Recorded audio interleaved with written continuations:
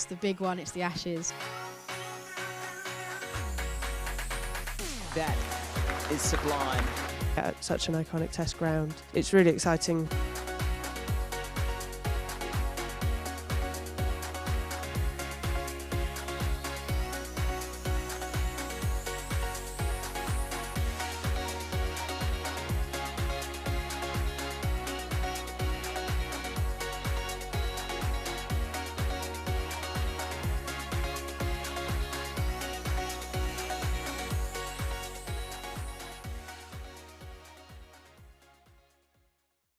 The blast at Trent Bridge. There's so much more than cricket.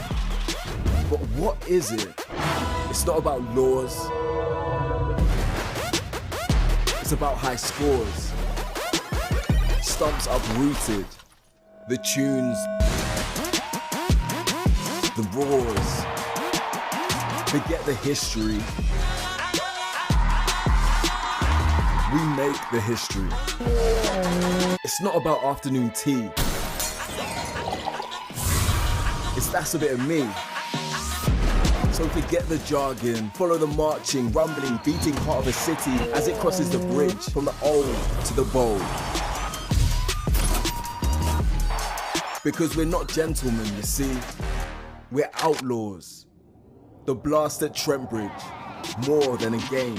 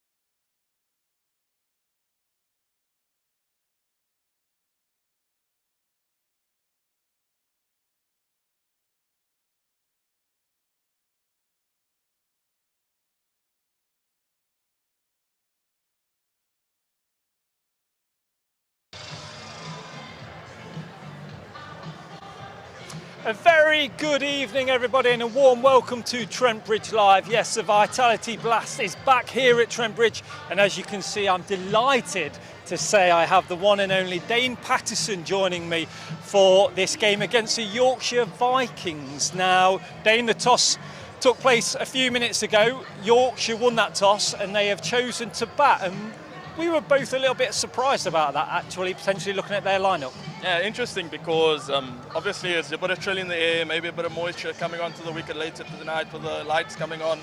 So I think it will skid a bit, so a bit surprised by that. I feel like Trent Bridge can chase quite well. I mean, and plus the boys did it chase well. So I mean, yeah. It's kind of been a venue that, from an Outlaws point of view, we quite like the chase. It's been known for many years under Dan Christian, obviously the captain for many, many years, that he liked to chase. You know, as a player, does it really matter whether you chase or whether you set the target? Well, I don't think it really matters, but I think the DNA that the team goes by, I mean, you see how the strike rates that we go about. So, I mean, I don't think the team is too fussed about what they do. I think they obviously know the challenge, so if they know they have to chase, then, I mean, they are up for it, so yeah. As a bowler, coming out, obviously, thinking about our guys now, what will they be thinking? Will they be thinking of potentially taking wickets in that power play, keeping it tight? It's not always an easy place to bowl, Trent Bridge, is it? Yeah, it's not always easy to bowl. I mean, there's always one side to shorter side in at the bridge. So, I mean, taking early wickets is really important, and especially in the power play. I mean, they have quite an experienced top three that they rely on. So, I mean, it's going to be important for the bowlers to start well. Just those top three from Yorkshire, Adam Lyth, obviously Dawid Malan and Shane Masood as well. Like you just said, there's a lot of experience in there, and they'll be coming out to attack and obviously build a strong power play. Yeah, they would. I mean, they lost their 3 games, so I think they're looking to bounce back, especially against the momentum that we just gained now on the road. So, I mean, I think it's an important game for both sides. I think Trent Bridge not want to be winning. I mean, I think they're going to keep on winning just to keep close to that pack, that the other team. So, I mean, yeah, let's see how tonight goes. 3 left-handers as well at the top there for Yorkshire. As a sort of bowler, will you be prepping for that as well? Looking at your lining lengths to those left-handers. Yeah, luckily we have such a great analysis. So, I mean, go on, give him a shout out. I'll give him a shout. Go on. I mean, obviously you prep, he'll send you all the videos so you know what's the weakness of ours and things like that. But at the end of the day, it's T20 cricket. Anything can happen. Certainly can. Well, we've talked about the Yorkshire lineup. Let's take a look at your Outlaws selected 11 for this fixture.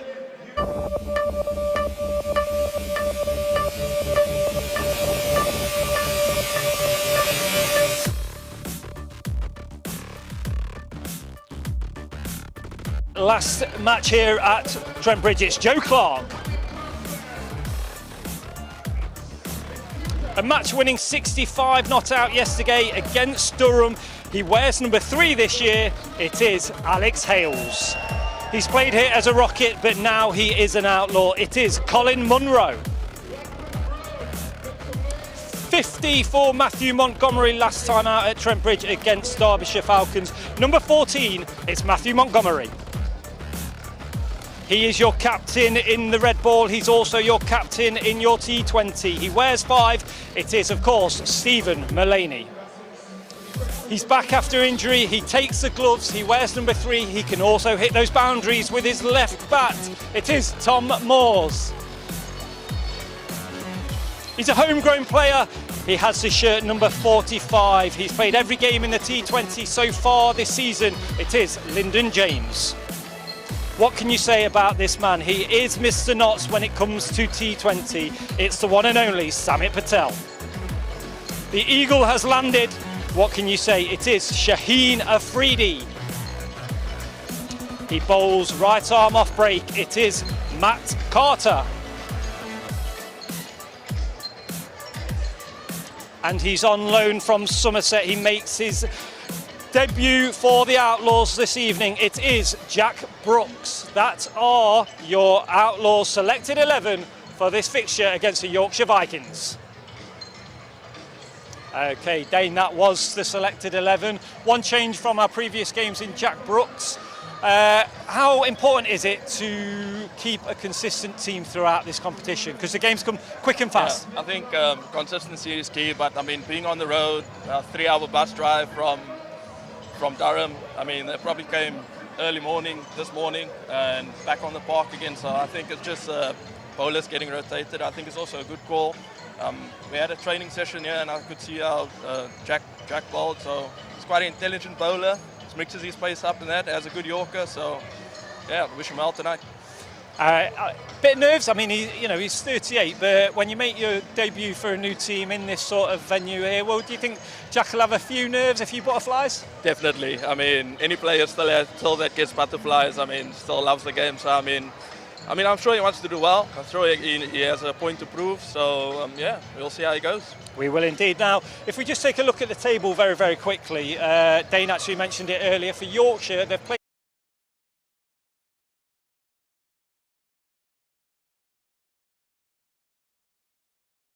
We'll be looking to obviously back up the victory that we got away at Durham last night, won't we? Yeah, we would. Like I said, so it's important to keep on winning. I mean, we're going to have, I think, just a couple of games the weekend, and then we got the Champo game in between. So, I mean, the more momentum we can gain just before that break that they have, I mean, it would be so important tonight, especially now. Also, I mean, they've lost 3 games, but they're still a top team, so we can't take them for granted. But I mean, 3 points will be vitally important tonight. 2 points, actually. Yeah, exactly. Yeah. You're concentrating on that Red Ball game, aren't you? Coming up in a couple of weeks. Keeping yourself nice and fit for that one, I imagine. You mentioned about momentum as well, but in T20 cricket, they might have lost 3 games, but it can change so quickly, can't it? And as a player, do you not necessarily think about that? You just come out to enjoy your game and try and get a victory, obviously. I mean, especially in the UK, especially when I play, people come more harder, they're more aggressive. So I mean, it shouldn't be. I mean, it's got to be taken lightly and still have fun. So yeah, at the end of the day, Trent Bridge is a difficult place to come when it's white ball cricket, and yeah, I think you just got to keep your head down and go through that tough periods when they are. Yeah. So just to remind you that Yorkshire won the toss and they have elected to bat. Now we are literally a couple of minutes away from the umpires and their players making their way out to the pitch.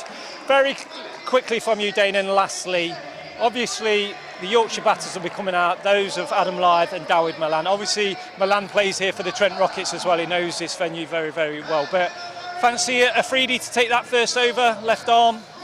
Yeah, I think I could see a bit of frustration here. I know he wants to do well. I mean, any overseas that comes here wants to do well for Nott. So hopefully he has a good game, and yeah, we'll see how it goes. Spinners as well. We've seen Samit Patel, Matt Carter, Matthew Montgomery actually had a bowl in the first game as well. Just how important does spin play a role here as well at Trent? Yeah, luckily our 2 experienced spin bowlers, they know how to operate here on Trent Bridge, and they've been successful. So I think they'll be looking forward to the challenge tonight. I think especially Matt with a couple of left-handers tonight. But yeah, I'm sure they know how to go about their business tonight. Okay, so we are literally a couple of minutes away. Dane is looking fantastic tonight. I think you'll all agree, ladies and gentlemen. If you want to tag him in on Twitter, tell him how good he looks. You're going to go enjoy a little bit of hospitality, I should say, yeah, with some friends. But you're going to be back here for the interval. Yeah. Good. Right, time to hand you over to your commentary team. That is Grace Ballinger, Colin Frey, and of course, it's Dave Bracegirdle.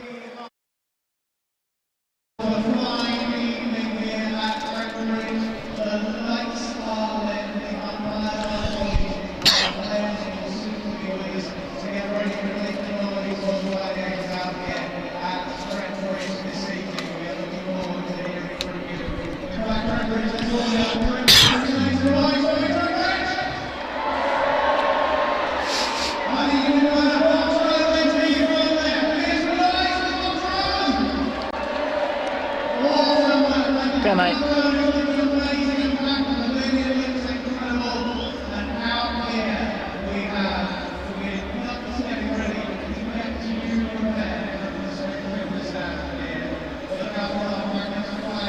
Good evening and welcome along to Trent Bridge for Nottinghamshire's latest game in the T20 Blast. The Outlaws hosting Yorkshire tonight, looking to build on last night's win at Durham, which made it 2 wins out of 3 so far.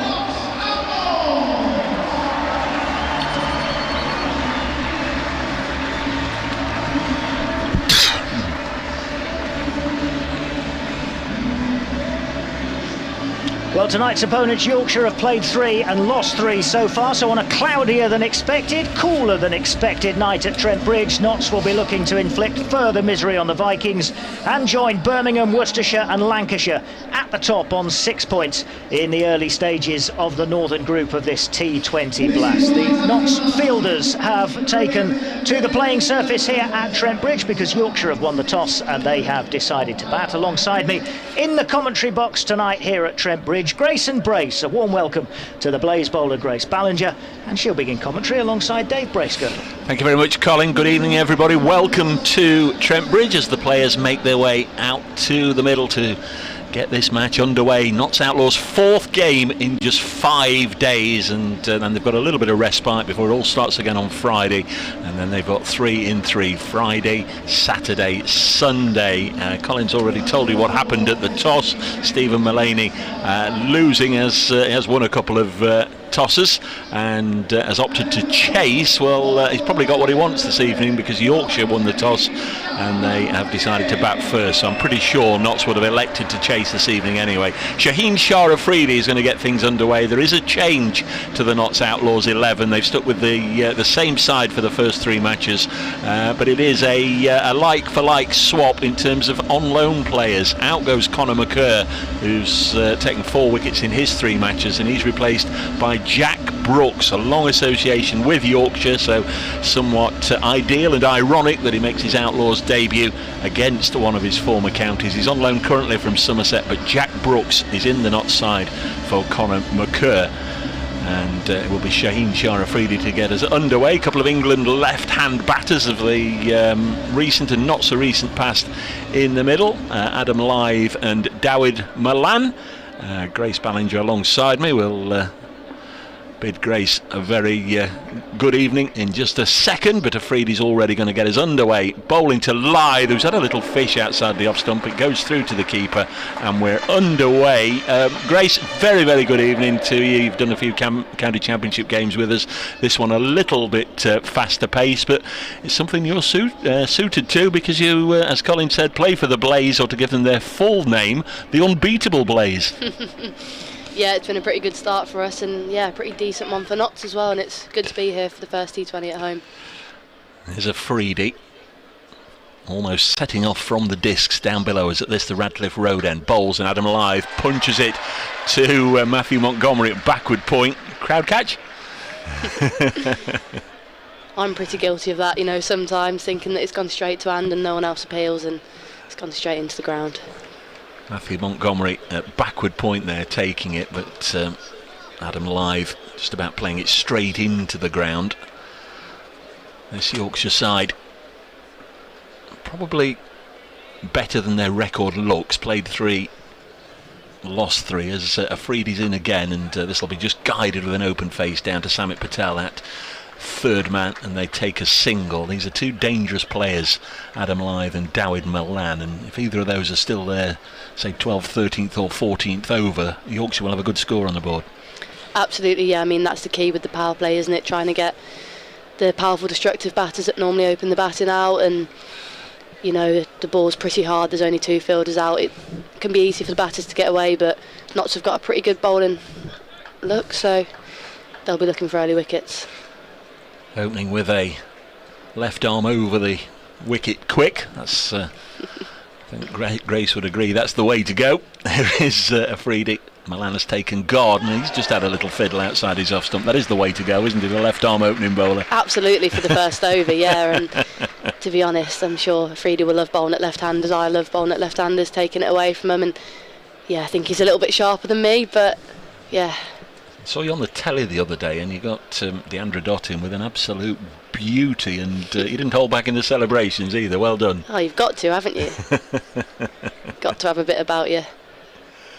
Vikings won without loss. Afridi to bowl the 5th ball of this opening over. 2 left-handers there, and again a lovely delivery, just nips away from Dawid Malan through to wicket-keeper Tom Moores. This is a fabulous start from Afridi. He's sort of eased into his work in the previous matches with a couple of leg-side wides, I think, in most of the contests he's bowled in so far, but he's hitting his straps here. Yeah, absolutely. 4 dots in the first 5 deliveries is really impressive, and you can see why they've got a slip in. He's taking it away nicely, and it looks like they might just be bringing in a second slip here. Very aggressive from Notts. Yeah, Joe Clark, who you normally find out on the edges in T20 cricket, has gone in at first slip. Matt Carter alongside him at second. Afridi bowls, and this is punched into the offside, and from a Yorkshire perspective that's a little unlucky because he's drilled it straight at Lyndon James. From the Notts perspective, that is a terrific opening over from the Pakistan quick bowler Shaheen Shah Afridi. Just 1 run coming from it, and it's going to be seen from the other end. Brace, looks like it is. Well, you'd imagine they want to get Jack Brooks involved sooner rather than later, but no, it does look as if it's going to be Matt Carter, the big tall off spinner. Yeah, Tom Moores has just asked for a helmet to be brought out, so he'll be standing up. So Matt Carter from the pavilion end. It's a decent crowd again. I think there were 1 or 2 ticket offers available for this evening, so no surprise that folks have come along. It's always an attractive fixture, of course. They share a county border, Nottinghamshire and Yorkshire, so plenty of ventured south. Here is Matt Carter round the wicket from the pavilion end. That's short, and he's pulled out into the leg side, and that's really, really good work by Matthew Montgomery, because that could have been one that he might well have worn had he dived further forward or indeed hung back, but he judged it nicely out on the fence on the Bridgeford Road side of the ground, and it's just a single. Yeah, difficult those ones are they, where you're not sure whether to go for the catch or try and prevent the fall, but he managed to do both, so impressive stuff out there from Montgomery. I think Yorkshire have only hit the ball 3 times and they've hit it straight to fielders. Here's Carter in to Dawid Malan, just drops it down in front of him, and Matthew Carter will field off his own bowling. The 3 matches that Yorkshire have had so far, Live has had scores of 1, 4 and 24. Don't worry, he's a much better player than that. Notts will be hoping that this drought or semi-drought lasts for another evening. Malan turns this square off his hips. That's 3 without loss. Milan 43. He got a duck New Road, Worcestershire at the weekend, and 26 against Durham on Bank Holiday Monday. That brings Adam Live back onto strike. The Whitby Warrior, they call him, from the port of Whitby. Will take an easy single out to Matthew Montgomery. 4 without loss. Not really been a shot in anger. No, not yet. You sense there's going to be some sort of release either way here, isn't there? There's going to be one sailing to the ropes, or Vikings could be 1 down early. The 2 out are both on the leg side, and Milan backs away and then lifts it over the offside. There's no protection there. Colin Montgomery will have to go and fetch it, but there is just a little release of pressure, and Yorkshire double their score from 4 to 8 in the first over here at Trent Bridge. Notts Outlaws in the field, Yorkshire Vikings batting, and they do have their first boundary. Carter in again, bowls, and a little push and run from Dawid Malan. We're through 2 overs, Yorkshire 9 without loss. Here's Grace Ballinger.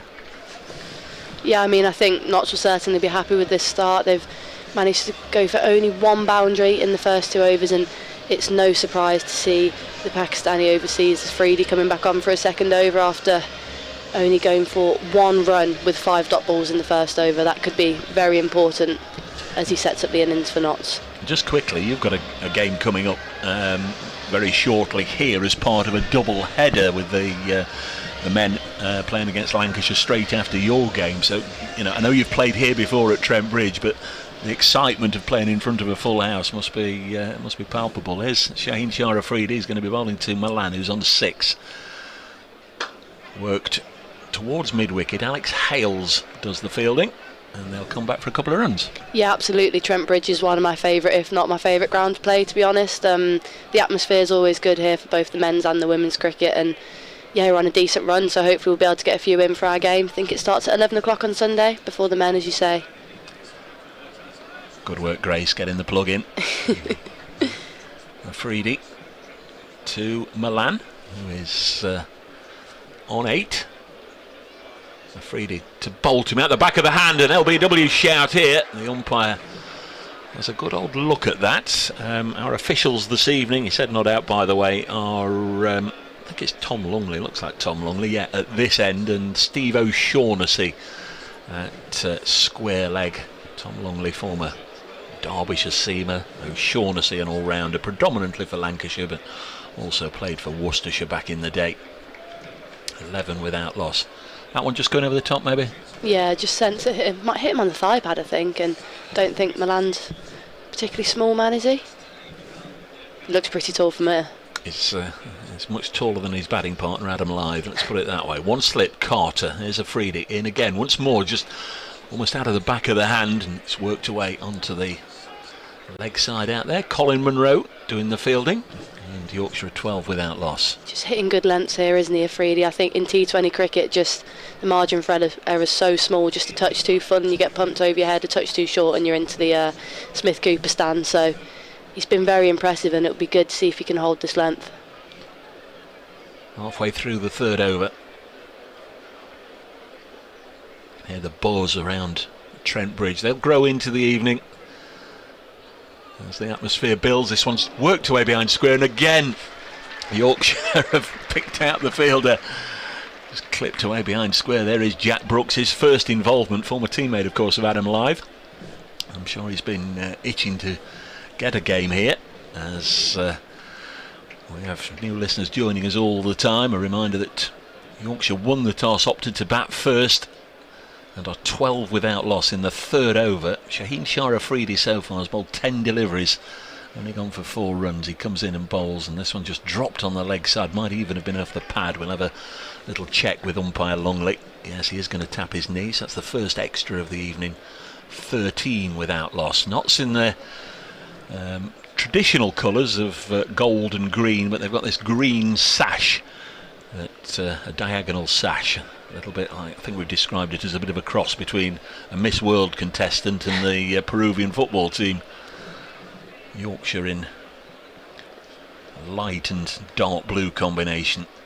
Afridi to conclude this over, and this one's lifted away, but it will only fly down quite a long way in the air, but reaches Samit Patel at third man for a single. More applause, warm applause for Shaheen Shah Afridi, who's very quickly become a firm fan's favourite here. He's bowled 2 overs, none for 5, and after 3 overs Yorkshire Vikings 14 without loss. I think it'll be really interesting to see what Mullaney does here, in the sense that Afridi's gone for only 5 runs, and it's very rare to see a bowler stay on for 3 and bowl all from one end in the power play, but you sense he's bowling so well, he's looking dangerous all the time. He could go for a third here. So here is Jack Brooks. For those of you that make a note of these things, Nottinghamshire supporters, it principally has been given squad number 70. Jack Brooks is the 96th player to represent Notts Outlaws in T20 cricket, of course a competition that began 20 years ago in 2003. Notts still have a survivor from that first season in Samit Patel, who's played more games in this format than anybody else, and he'll be itching to get a bowl and get amongst the wickets after he went without last night at Durham. Long old journey back for the Notts side last night, many of them not getting back to their beds before 2 AM this morning, so I would imagine it's been a fairly light practice day. So it is going to be Jack Brooks. He's had considerable success on this ground over the years in the red ball format. He bowls short, and his first one is pulled away. That's not a moment he'll remember. His first delivery for Notts Outlaws, just pulled away by Milan for a boundary. That was, well, maybe signs of nerves from Jack Brooks, but that was just a step and fetch it, wasn't it? Yeah, I mean, wasn't his finest of deliveries, Jack Brooks, but we'll put it down to a loosener.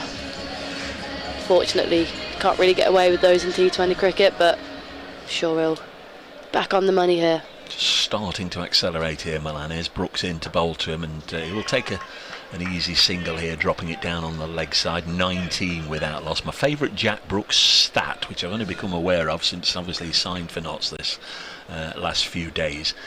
Between 2011 and 2021, that's 10 years, he played 31 blast games and didn't have to bat once. That's incredible, isn't it? That's like you. I mean, you're not getting many innings down towards the bottom there of the Blaze side, are you? But No. That's astonishing. 10 years without having to bat. That is some stat. Where'd you find that out? Worked it out yourself? Yeah. Oh yes. Yeah. I've got enough time on my hands to look at sad things like that. Brooks just getting his field right for Adam Lyth, who he knows very well. He's pushed an offside boundary rider out, but this one's hit by Lyth up to mid-off, fielded by Alex Hales, and a single is taken. 20 without loss. There were people, for whatever reason, I'm thinking of my good lady here, who chose not to listen to my commentary last night, but to look at the pictures that were available of last night's game at Durham. And this morning she advised me that Alex Hales was hobbling quite badly at the end of the game and just didn't pick up on that, as this one's driven crisply through the offside. Munro won't get there. Lovely shot from Dawid Malan. Moves on to 19, 24 without loss. And so I arrived at the ground here today just a little alarmed in case Alex had picked up a knock, but just a little bit of cramp. He batted through the innings for his 65 not out, and as he went to do the television interviews, obviously he was hobbling a little bit, but nothing more than a bit of cramp. Brooks bowls, a couple of boundaries already in this innings. Single taken to Dawid Malan. He moves on to 20, 25 without loss. Vikings have got a reasonable start here. Afridi's kept them quiet at one end, but they've taken the runs so far from Carter and Brooks.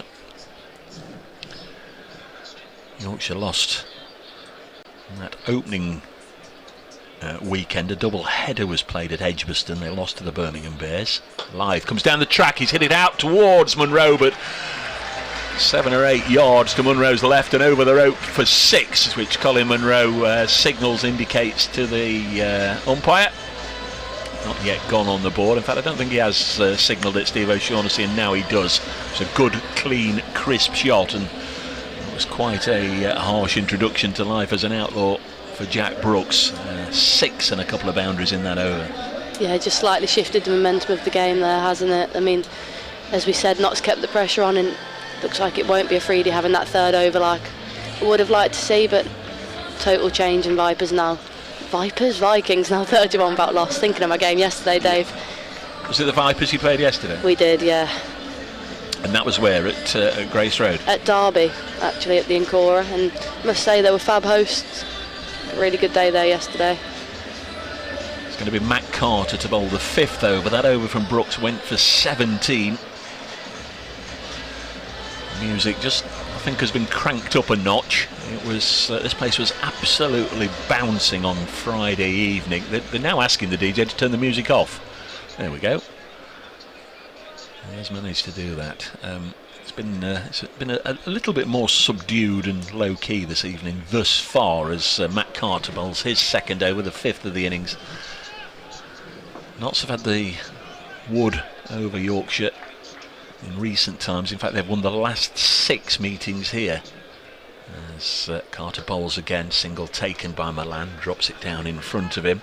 Overall, meetings 21 Notts wins, 11 to Yorkshire, but here at Trent Bridge it's 14-4, and as I say, the last 6 meetings have all gone the way of the home side. Next ball is lifted down the ground, and it will just clear Shaheen Shah Afridi, but it didn't zip on and run away to the ropes as Adam Lyth was hoping for, and Afridi was able to chase it down, and a couple of runs to Lyth. 34 without loss. It's one thing for you to look out for, Shaheen Shah Afridi in the field, because he'd make a good javelin thrower. He hurls it an absolute mile.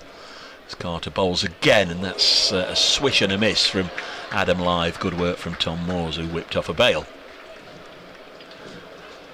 Good to see Tom Moores recovering from his injuries at broken finger. Yeah, missed 4 county championship matches with that broken finger, but back now. He's been scoring some useful runs in the middle order for Notts in the first 3 matches.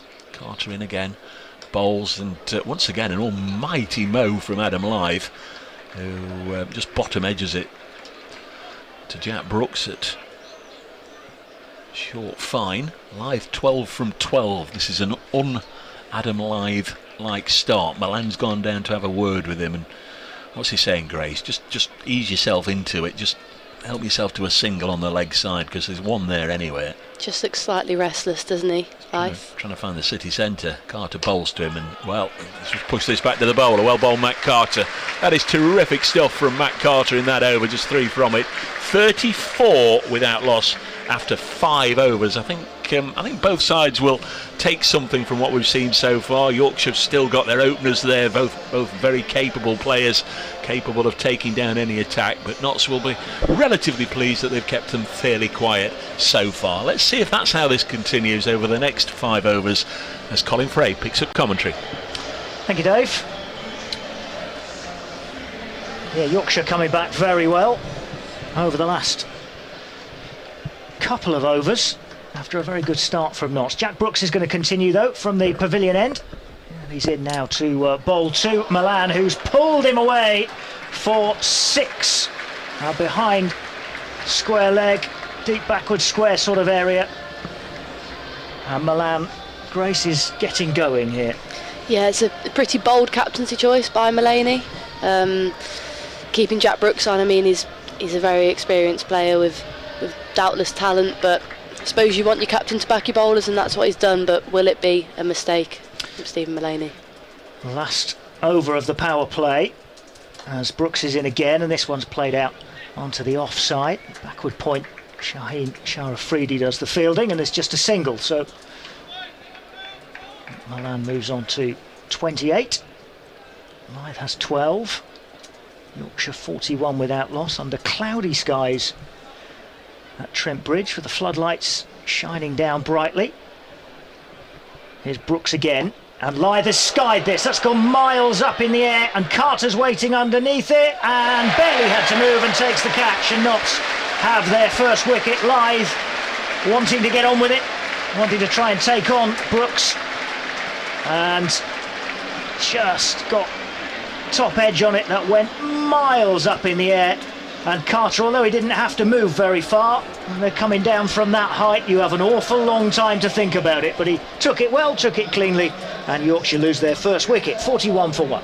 Absolutely, yeah, harder than they look, those catches, aren't they? He's just in the air for such a long time, and he almost didn't have to move. You can see the relief on his face when he takes the catch, Matt Carter, and gutsy decision by the captain Stephen Mulaney, and it's paid off for him. Jack Brooks with his first wicket for the Outlaws. Adam Lythe has to depart for 12. Understand why he was playing the shot he was trying to play in the last over of the power play. Absolutely, yeah, just mistimed it, and on another day it was just a fraction later on it, and it would have gone straight into that Smith Cooper stand. So it's just the way of modern cricket, isn't it, Colin? It is. And he's gone for 12. Adam Lythe. Will Luxton is the new batsman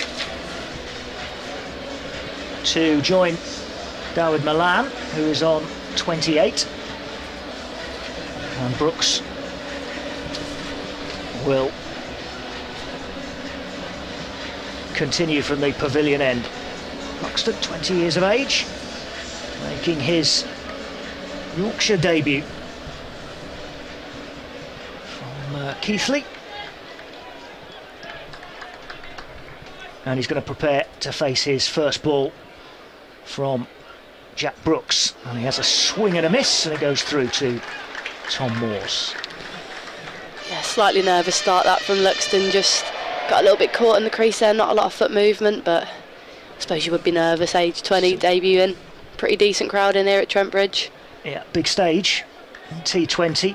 Far more eyes on you in T20 than in the Championship, certainly at the ground itself. Here's Brooks, and this is played quite nicely to cover, and there's no run because the fielding was done very quickly and smartly by Matthew Montgomery.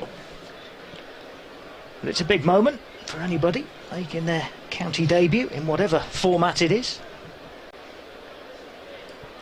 And there's Grace was just saying, there is a good crowd in at Trent Bridge, not quite sold out, a few empty white seats as Brooks is in again, and Luxton's got this one high. There's another steepling catch to take, and Luxton is gone. Running round from mid-wicket, Colin Munro takes the catch. This is another one, just like Carter's a few balls ago, that went miles in the air. And this time Munro had to make up a little bit more ground to get there, but still was planted underneath it and had to wait for it to come down. And again, safely pouched, and Yorkshire are 2 down. And Luxton goes without scoring on his debut. And this is turning into a good comeback from Jack Brooks. Absolutely, yeah. I mean, he's certainly stepped up, and he's bowled terrifically after a difficult over where he just got his lengths wrong, to be honest with you. And he's turned around this power play here, I reckon, after the 5-over mark. It was pretty in the balance with no wickets down for the Vikings. However, 2 wickets here, and it's really pushed it into Nottingham's favour here. Yeah, very good final over. That, in fact, was the last ball of the over, last ball of the power play. 2 wickets in that over, and they went for just 7 runs off that Jack Brooks over. So the power play ends for Yorkshire on 41 for 2, and the skipper has decided it's time for himself from the Ratcliffe Road end, with Yorkshire 41 for 2. Handy 3 for yesterday, was it, from Mulaney? It was, yeah. 3 for 28, I think, from memory, as Mulaney starts his run, stops his run, and then he's in again to bowl his first ball, and this is just turned away onto the leg side by Milan for a single. Tom Moores has run out all the way out to the square leg umpire to do the fielding. Long old run for the wicket keeper, joined by Luke Fletcher. Hello. Of Nottinghamshire. Hello, Good evening. Hello. How are we all? All right, how are you? Best view in the house up here, isn't it? I love coming up here. Good. Not as good as Jack Brooks by the look of it. He's buzzing, isn't It's it? a fair old over, Absolutely wasn't it? buzzing. Yeah, that's a comeback. Proper highlights package that. Runs, wickets. Looks a good pitch. Always good pitches here, aren't they? Generally, yeah. Bowler's graveyard, as Too they say. good for the batters. Got to be a good bowler to play here, you know. Here's Stephen Mulaney, and he's in to bowl to Shan Masood, who's the new batsman. This is turned round towards fine leg, and the fielding is done quickly by Matt Carter. It's a dot ball, and the crowd are into it now after those couple of wickets. You can always tell, can't you, when they're applauding dot balls. Yeah, they're all in. The atmosphere looks quite good now. I reckon there's a few late comers, but it's filling up now, isn't it? Here's Mulaney in again, and Masood just backs away from this and plays it up towards long off. Afridi does the fielding, and they go through for a single. So I said, how are you? And you said you're all right. Yeah. But yeah, obviously not. I'm not 100%, but not 100%, I'm on the mend, yeah. How many percent? At the minute, probably about 14. So I've got a long way to go. Yeah. That's a long way. Here's Mulaney, and he's into David Milan, who's played this one up to long on this time, all the way along the ground, and fielding's done by Alex Hales. First time out the house in 5 days. I've just been watching Netflix and Forest highlights of the whole season, so I've heard your voice a lot this week. I love it. There's been some Premier League. There's been some ups, there's been some downs. Oh, it's been amazing. It's been a tense old season. Here's Mulaney again with Yorkshire 44 for 2, and this is just dug out by Masood, again up towards long off. I'm just itching to talk Forest with you, but I know people want to know about the cricket at home, so I'm going to go in a minute, but I'm just dying to speak Forest with you. We'll have to do that off mic. Yeah, I'd love to. Milan on strike on 30, with Masood on 2 at the other end. Yorkshire 45 for 2. It's another quiet over, and this one is just defended back to the bowler. And Grace Ballinger is here as well alongside us. Grace, that's a very good start from Stephen Mulaney as well. Not's going well here. Yeah, absolutely. I mean, the run rate's just died down massively after that big Jack Brooks over. Obviously, he pulled it back himself, taking 2 wickets, and yeah, the run rate below 6.5, you'd say. Notts will be very happy with this start, and a good contribution from all the bowlers. Samit Patel's going to come on from the pavilion end. So a bit gutted to be missing out on all this, Luke, this year. I hate it. I'm such a bad watcher, especially this format. I mean, the timing of the surgery is awful, really. You know, as players, you look forward to this. You know, getting a full crowd at Trent Bridge, and yeah, it's very, very annoying. But you know what? It's part of the trade. Being a fast bowler, these things happen, and you got to get your head on and recover as quick as I can. So it's nice to see the lads doing well there. Here's Samit Patel then. Left arm over the wicket, and that's played into the block hole, almost down into the ground by Masood, and then just sort of sits there. Just for a second it looked like it might dribble back towards the stumps, but it didn't. It's a dot ball though from Samit, and this time Masood is down the pitch a couple of paces, hammers Samit down the ground towards the pavilion, and a couple of bounces away for 4. Yorkshire on to 49 for 2, Masood on to 6. Was it just did you sort of have to make the decision, Luke, to sort of sacrifice the T20 and just it was get the it right done? thing to do. I mean, I could have hobbled through it, but what I didn't want to do, Samit's in and it's clipped out by Masood on the leg side, and Montgomery's in with a one-handed pick-up. That is lovely fielding. What a star man this Montgomery is, eh? I'm just doing your job here. I was going to say, you don't need me, do you? I'm going to have a rest. No, I had to do it. It was what I didn't want is to play and play poorly and let the side down. So yeah, I mean, it was in the end it was an easy decision, and I think the right decision.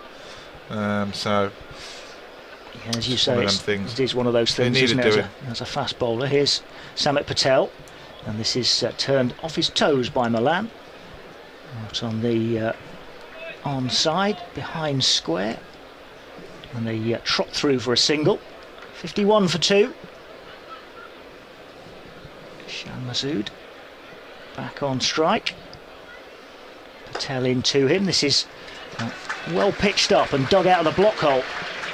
And again, you can under pressure here, Yorkshire. Yeah, appreciation from the crowd for not to. I was going to say turning the screws, but they've been on really since the opening overs. This though is hoyed over the top by Masood for 6. Closest fielder to it, couldn't get anywhere near it. As this sailed over his head and away for 6. Good end to the over. Just umpire at that far end, Steve O'Shaughnessy, just making sure it was 6. Yeah, I think that was easily 6 from up here anyway. It looks a long way over the rope. You could tell by the sound, couldn't you? The sound of the ball off the bat. He's a good player, Masood. He's quite an orthodox player, but he just hits the ball so cleanly. It's difficult to bowl at. And Milan at the other end, we know a lot about Milan.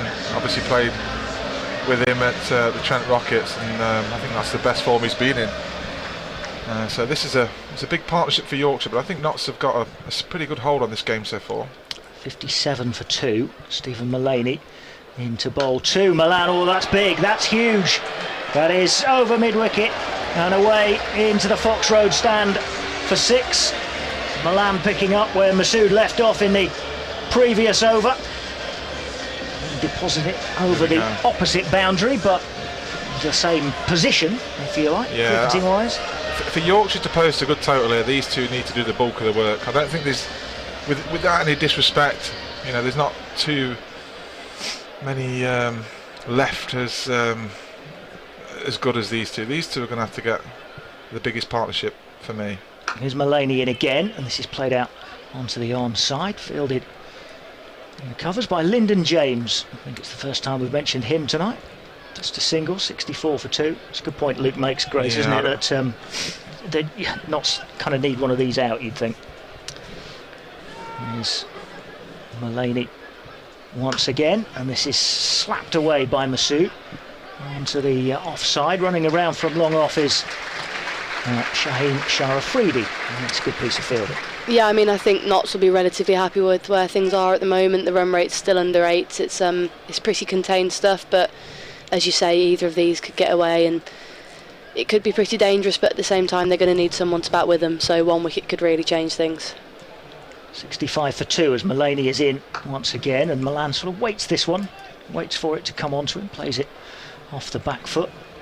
Right, I'm going to leave you all to it because I've got to get back down to my family. But good to see you all. Thanks for coming up. Thanks for having me. Nice to see and you, I'll Luke. see you through the comp, I'm sure. Get well soon. Is Luke Fletcher, Notts fast bowler, out of action for a good few weeks. 14% fit, he reckons, so there's a fair amount of work to do. Good luck, Luke. Did you say 14 or 40? 14 you said, didn't you? How many percent fit you were? I reckon I've got a long way to go. A long way to go. Keep going. As Yorkshire on to 67 for 2. Stephen Mullaney has a ball to come in this, the 9th over. David Malan is on 39. Mulaney in over the wicket. Malan plays this bit uppishly, but it's pretty safe. It's well wide of Lyndon James. And running round on the cover boundary. Here's Joe Clark again to field. It's the single to end the over. And Yorkshire 68 for 2 at the end of 9.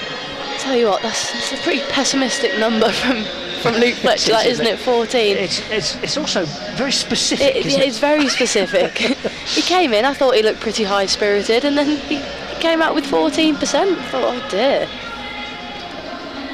It's a shame to see him on the sidelines. It is, isn't it? He's fine bowler. I don't think he had his crutches up here, but I saw him with crutches earlier. It's, yeah, never a nice sight. And Matthew Montgomery is coming on to replace Samit Patel at the pavilion end. I think Samit only had 1 over, didn't he? Yes, he did. So he's got 3 more up his sleeve as Montgomery prepares to bowl to Malan. 68 for 2. And Malan is playing this very circumspectly, just prodding it out onto the onside for a single. Mulaney fields. 69 for 2. As we've been saying, a good crowd in. But here's Montgomery again. Masood plays this one off his legs up towards the mid-wicket boundary, and there's a couple of fielders converging on it. There's a dive and a flick up for Joe Clark to throw it in. Handy bit of fielding out there by Lyndon James, and it's the conventional off-spinners field for Matthew Montgomery here. 71 for 2. Masood plays this one up towards long off. That's Clark again, this time running in 10-15 yards from the boundary in front of the pavilion, and throws it back in, single. Malan on to 41 from 28 balls. Shan Masood has faced 12, he's on to 18. Yorkshire 72 for 2, having won the toss and chosen to bat. Montgomery is in, and this is off the back foot, pulled away square on the offside, and good piece of fielding again from Notts. This is Colin Munro out in front of the Fox Road stand, point boundary. And Masood on to Malan on to 42, and this next one ties up Masood, who's trying to heave him away onto the onside. Moores whips the bails off, but Masood is in his ground. 73 for 2, 5 off the over so far.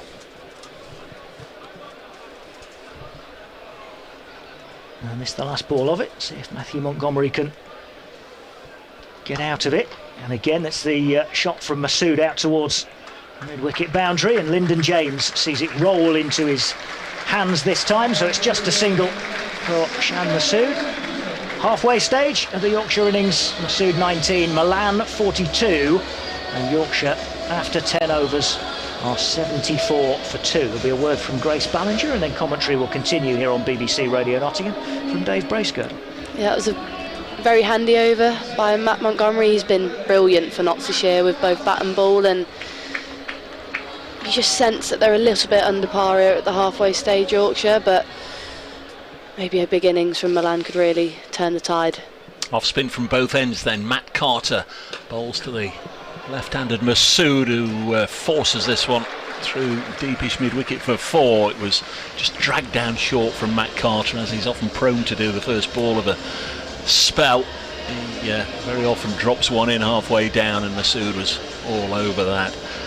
Look on your face, Grace, when you turned to your right and saw that the 6'19" man mountain that is Luke Fletcher had slid into my chair next to you was an absolute picture. It's like a whirlwind, isn't he? He came, he delivered, he went.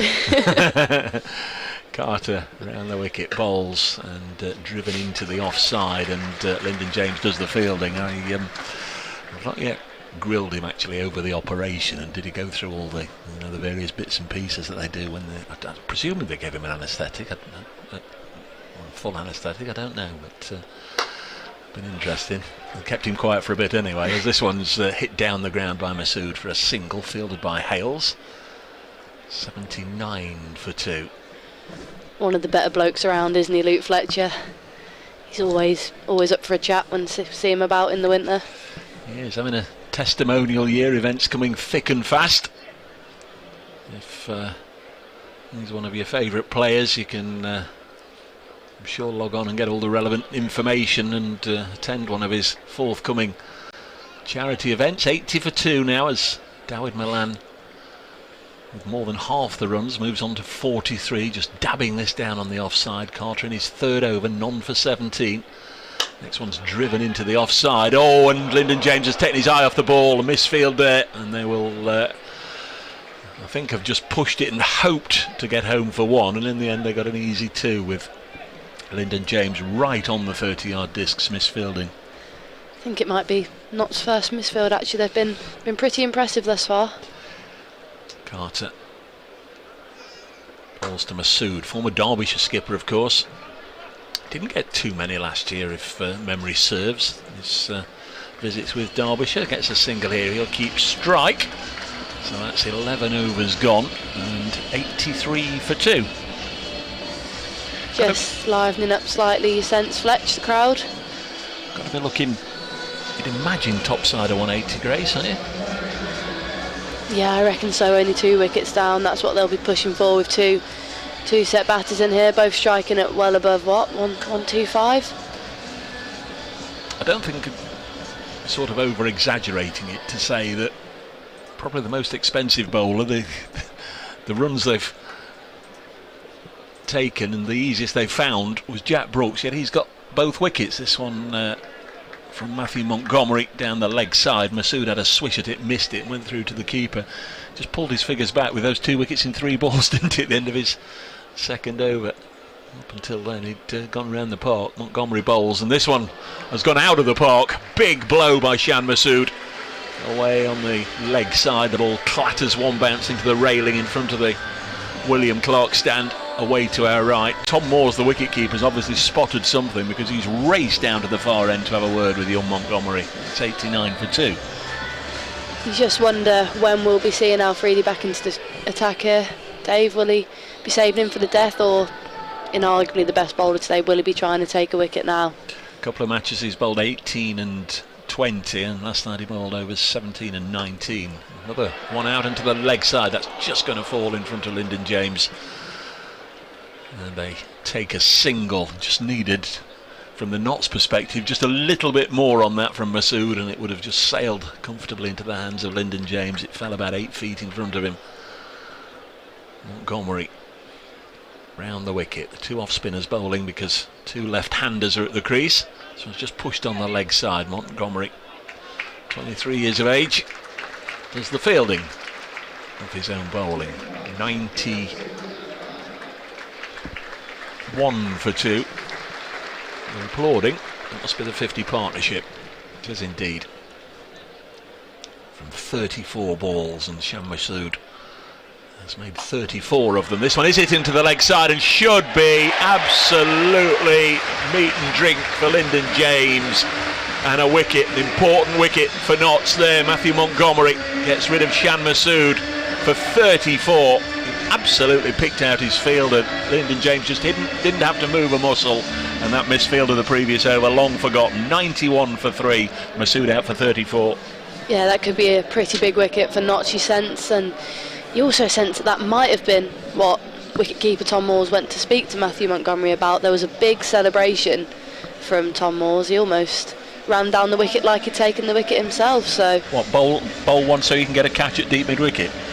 I reckon so. I reckon it was something about that. I mean, he did it over there before, hadn't he? He had indeed, yeah. That's going to, you'd imagine, just halt Yorkshire's progress. Although, having said that, David Visa coming to the crease, been all around the world many times. David Visa played for South Africa, and also Namibia is his homeland. Has played quite a bit in the UK with Sussex. Has now taken up the mantle of Yorkshire's second overseas player alongside Shan Masood. Generally find him bobbing about in the lower middle order, but they've bumped him up to number 5 here just to try and get a little bit of an acceleration on, and to get Visa and Malan both going hard at it. Notts will be a little worried, but they'll be very, very pleased to get rid of Masood. Just Montgomery's second T20 wicket. This is just his 6th match. Played a couple of games in South Africa back in 2018. Not really considered as a white ball player since then, but he's played in all 4 of these blast matches for Notts. As I say, that's his second wicket, and he could have had a third there. That has been sliced by Visa off the outside edge and has gone between Afridi and Brooks and away for 4. That was so close to finding one of them. False shot, 95 for 3 at the end of 12. Yeah, you really sense Visa's going to go here, as you say. Been put up the order, probably given a bit of a licence, and as a lower order batter, that's just what you want to hear, isn't it? Stick your pads on. Just go have a bit of fun. It's the voice of Grace Ballinger, who's part of the very successful Blaze side, going well in both the Rachel Hayo Trophy competition and the current Charlotte Edwards Cup.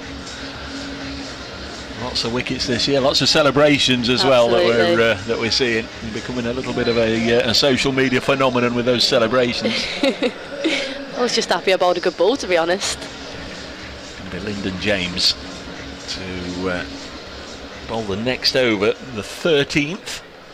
95 for 3.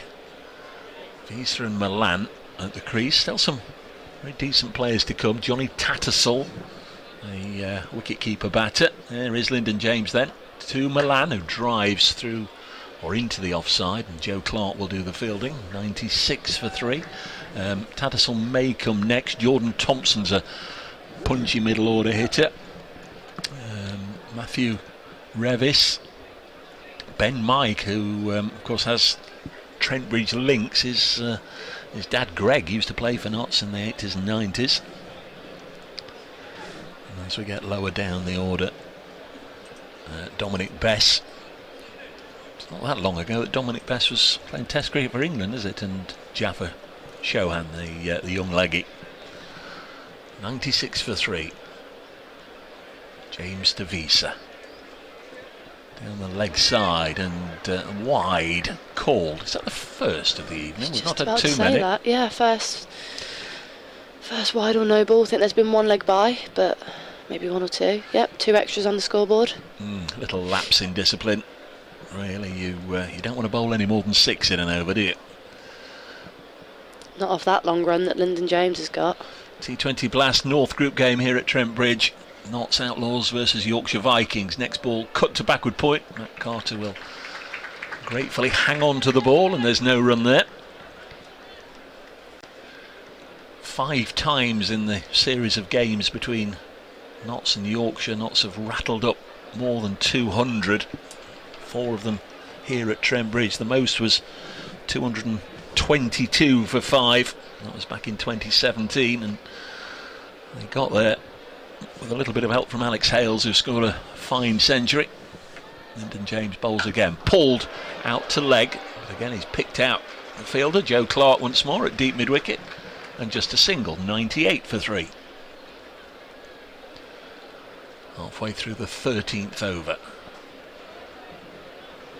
So Stephen Mullaney switching it around. As we came out of the initial power play last night, the match at Durham, obviously different opposition, different surface.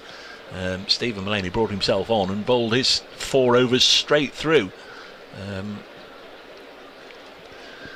As I say, a very different surface this evening, as Lyndon James bowls a ball that presumably, Grace, would have been a slower ball because the batter Milan played all around it, and it bounced again before reaching Tom Moore's.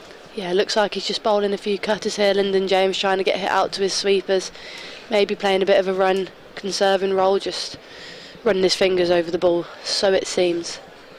7 different bowlers used so far, and this is just the 13th over. So Mullaney certainly switching it around. Next delivery on its way and driven down the ground. Will be fielded by Afridi, and there is that speared in throw, bounces it in ahead of Tom Moores. It's a little frustrating if you bowl an absolute gem of an over and the skipper comes over and says, right, have a blow, or doesn't even consult you in that, just says, right, you next, because you're always switching and chopping and changing. Absolutely fuming. Tell you what, I'll tell you after, it's something that I don't like that much about the modern T20 game. If someone's bowling well, keep them on. 99 for 3. Visa is on 5, and this one will bring up the Yorkshire 100 with a single down the ground to Afridi. Visa moves on to 6, 100 for 3 after 13 here on 5 Sports Extra and BBC Radio Nottingham. And many of you I know like to follow the BBC commentary on the live stream as well. There are pictures available via the trentbridge.co.uk website, the Nottinghamshire County Cricket Club website. I understand some of your teammates here, aren't they? Have the Blaze got a box this evening that you're missing out on? We have, yeah. Very good of Notts to give us a box today. A few of the girls are down on the first floor, just below. Popped in and said hello before I came up here, and yeah. Who's here? Give them a name check. We got Catherine and Sarah Bryce, our wicket keeper, and our all-rounder, Beth Harmer, Ella Claridge, Teresa Graves. Skipper not here, Kirsty? I think she's been busy today, Miss Gordon. It's going to be Samit Patel from the pavilion end.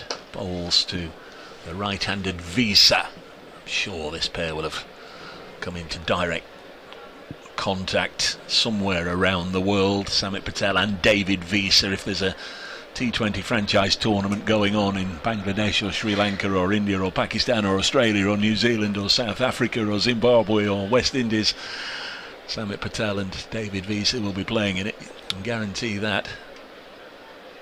There's Patel, bowls now. Milan just helps it out onto the leg side. There's a single taken, 102 for 3. I wonder if Dawid Milan feels he should be down at Lords getting himself ready for Test cricket this year. I think if maybe from the outside he maybe looked as if he was sort of tailor-made for the modern variation. The Bazball, it's going to be a leg by here, down the leg side, 103 for 3. Talked about all these franchise tournaments. This one's the best, isn't it?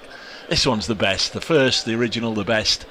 The T20 Blast started in 2003, and amongst the players in that very first year, one Samit Patel, who's bowling now to the left-handed Milan, who's on 47, and with a nice cute, he's been denied a run. It's a lovely cute deflection down the leg side. He has got a single, but I think he was expecting probably to get his 50 there with a boundary. It was a really wonderful diving stop to his right by Matt Carter, who's another one who's about 6'14".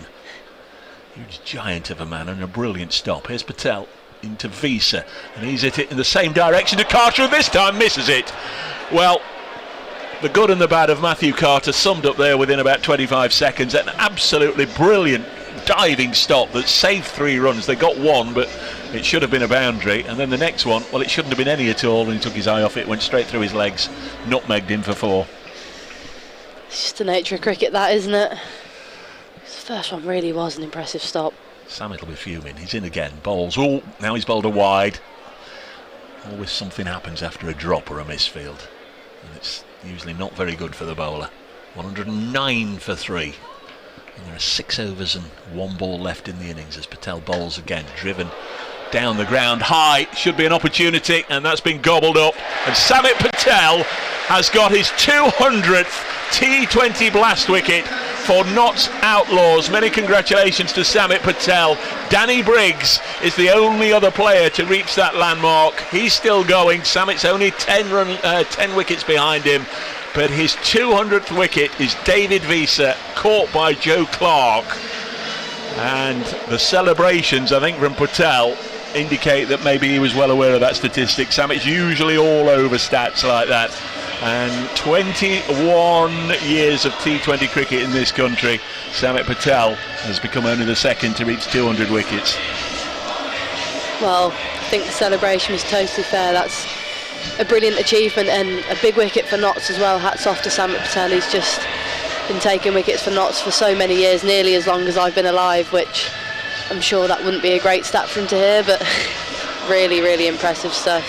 Funnily enough, in that first season, 2003, he only played as a batter, So it wasn't until 2004 when he got his first wicket. By then he developed into a fully fledged all-rounder, and his first wicket was here on the 9th of July 2004 against Derbyshire, and it was a fella by the name of James Bryant. And with all the best will in the world, I can't remember James Bryant at all. I wonder if Samit can, but his first wicket was James Bryant. His 20th, David Visa. Matt Carter is going to bowl the next over. Maybe, just maybe, Matt Carter got out of jail a little bit there with a wicket falling the ball after his misfield. I would imagine Samit's just about forgotten it now. 109 for 4 as we begin the 15th. Carter, 3 overs, none for 20. He's also on a milestone, but he won't get it from this delivery, which is short and wide and cut away again for 4. Nice looking shot, and that brings Malan on to 50. That's really good innings for Dawid Malan. His first half century of this year's competition, come up in even time from 52 minutes, 37 balls, 4 fours and 2 sixes.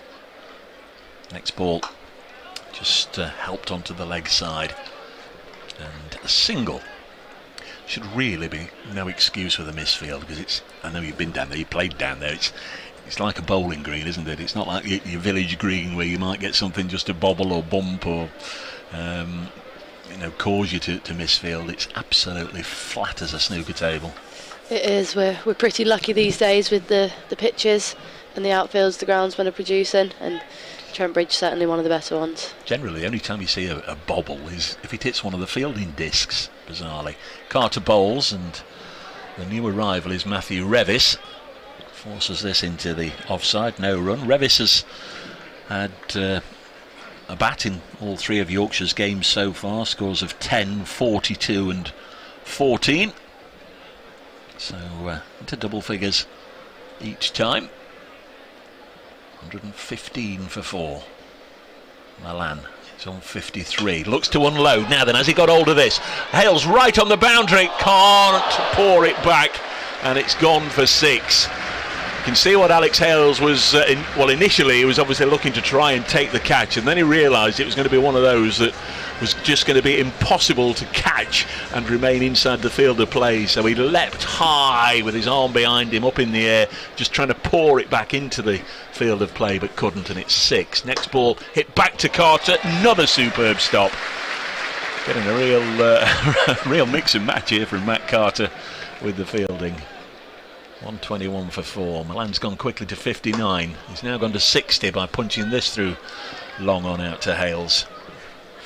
You often see Alex Hales with the short sleeve knot shirt and the elastic sleeves on, but tonight he's got the long sleeve shirt on. So 122 for 4 Yorkshire Vikings. Matt Carter's finished his spell, 4 overs, none for 33. Dawid Malan's still there. You might remember, Grace, right at the start I said Notts might be in dire straits if Malan or Live are still there after 13, 14 or 15 overs. Well, Malan is still there. He's been joined by Revis. 122 for 4. How many they're going to get from the last 5, as Colin Frey once again will pick up commentary. Samit Patel is going to continue from the pavilion end, and he's bowling to Malan, who is on 60, who goes down onto one knee and aims for cow corner, and it comes out about 4 yards onto the offside, and Tom Moores does the fielding. 122 for 4 as Patel is in again, and this is well pitched up, dug out by Malan. They're scampering through for a second. Lyndon James hurtles in off the boundary, and they get through for 2. Malan on to 62. Cold, isn't it? It's been a lot colder today than it has been in the previous days, hasn't it? And it's just dropped a little bit as it gets into the night. There's Patel again. Malan plays this out square on the offside, and it's fielded by Mullaney at point. No run. Cold hands. First time in a long time. Good spell of weather just at the moment. This next one is dug out again by Malan, this time up towards long on. And that's Joe Clark all the way up there. It has been throughout the game so far. Yes, it is. And it's just a single, which brings Revis back onto strike. Very tall figure, towering over Tom Moores, who's, as you would expect, standing up to Samit Patel, who comes round the wicket. And Revis just steers this one up towards the mid-on area. A long on, who's Alex Hales, has to run in and field, single. 26 for 4. 4 off the over, last ball coming. David Milan eyeing up the mid-wicket boundary, out by the Smith-Cooper stand. Patel's last ball, and it is played in that direction, and he's bisected the fielders. It's a really good shot in between mid-wicket and long on, and neither can get to it, Lyndon James nor Joe Clark. Very good shot from Milan. You could see him eyeing it up and trying to find his gap even before Samit had bowled. 130 for 4 at the end of 16. Yeah, probably needed to find the boundary there, the Vikings. It was pretty tight over, just 4 from the first 5 balls, with only 4 overs remaining now, so a needed boundary, and you just sense they're slightly below par here unless they have a very big few overs, which is very possible with Milan. 67 not out. Revis at the other end, and Shaheen Shah Afridi is the man who's coming back into the attack, because you'd imagine anyway that 2 of those last 4 overs are going to be bowled by one of the best T20 bowlers in the world. It's a pretty good economy that in T20 cricket, isn't it? 2.5 and over. Yeah, 0 for 5 from his 2 overs so far. 8 dot balls from the 12 that he's bowled. And a new batsman in to face him in Matthew Revis. He's faced 2 balls so far, and this is dropped in short, and it's steered up in the air and to safety. I'm not entirely sure Revis got what he meant from that. He sort of played the bat out at shoulder height, and it went looping way up on the offside and ended up going over cover boundary for 4 eventually, after it had come down from quite a height. Strange shot that. I'm not too sure how much Revis knew about it. It looked like he kind of just dangled the bat there and it came off quite nicely, but as Fletcher was saying earlier, it's a batter's game and he's got 4 runs for it. Yeah, he's on to 6, 134 for 4. I shouldn't think Shaheen's very impressed with that. Here he comes again, and this is on the stumps, but it's punched away down the ground, and 1 bounce into the arms of Matthew Montgomery. So just a single for Revis this time, which brings Milan on to strike. 135 for 4. 3 overs to come after this. So what's that? 22 balls remaining. I think Yorkshire will want, if they can, to accelerate. Because I think they'll realise, as you mentioned a couple of balls ago, Grace, that they're behind the 8 ball a little bit here. 35 for 4. Here's Shaheen again, and this is played out. Just going to go behind square on the offside eventually. There's a diving stop right on the rope by Lyndon James, who had to stretch out every inch of his tall frame to get to it. Gets up, runs round the boundary 10-15 yards further, having deflected the ball away, and stops. I think probably a run. Did they run 3? They ran 3, yeah. Milan on 70. It's a very impressive piece of fielding to save 1 run by Lyndon James. That was a good delivery by Afridi, probably pretty much where he wanted to bowl it, near Yorker length, but dug out well by Milan. 70 have come off 47 balls. Here's Shaheen Shah Afridi again, and just backing away a little bit is Revis. He digs this one out. I think Afridi sort of followed him with the ball, and he dug it out the block hole and got through for 1. Again, he's just studying the bottom of his bat. Entirely sure he knew a great deal about it. Revis. 139 for 4. 0 for 14 for Afridi now. And David Milan back on strike.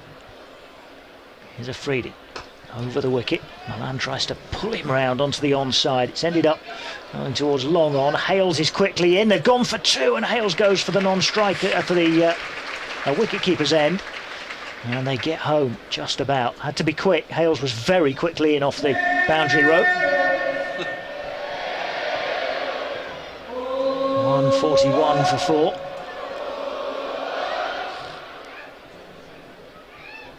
And that's 11 off the over so far. There's a Freedy in, and this is a scoop. And was there any touch? No, there wasn't. Tom Moores, I thought for a second, Tom Moores, who took the catch behind the stumps, was appealing, but he wasn't. What he was doing was applauding Afridi's delivery, because Milan sort of squared up and tried to scoop it over the wicketkeeper, got nothing on it, and it went straight through to Tom Moores. End of the over. It's 141 for 4. Yeah, I reckon the Vikings will be pretty happy with taking 11 off that over off Notts' strike bowler.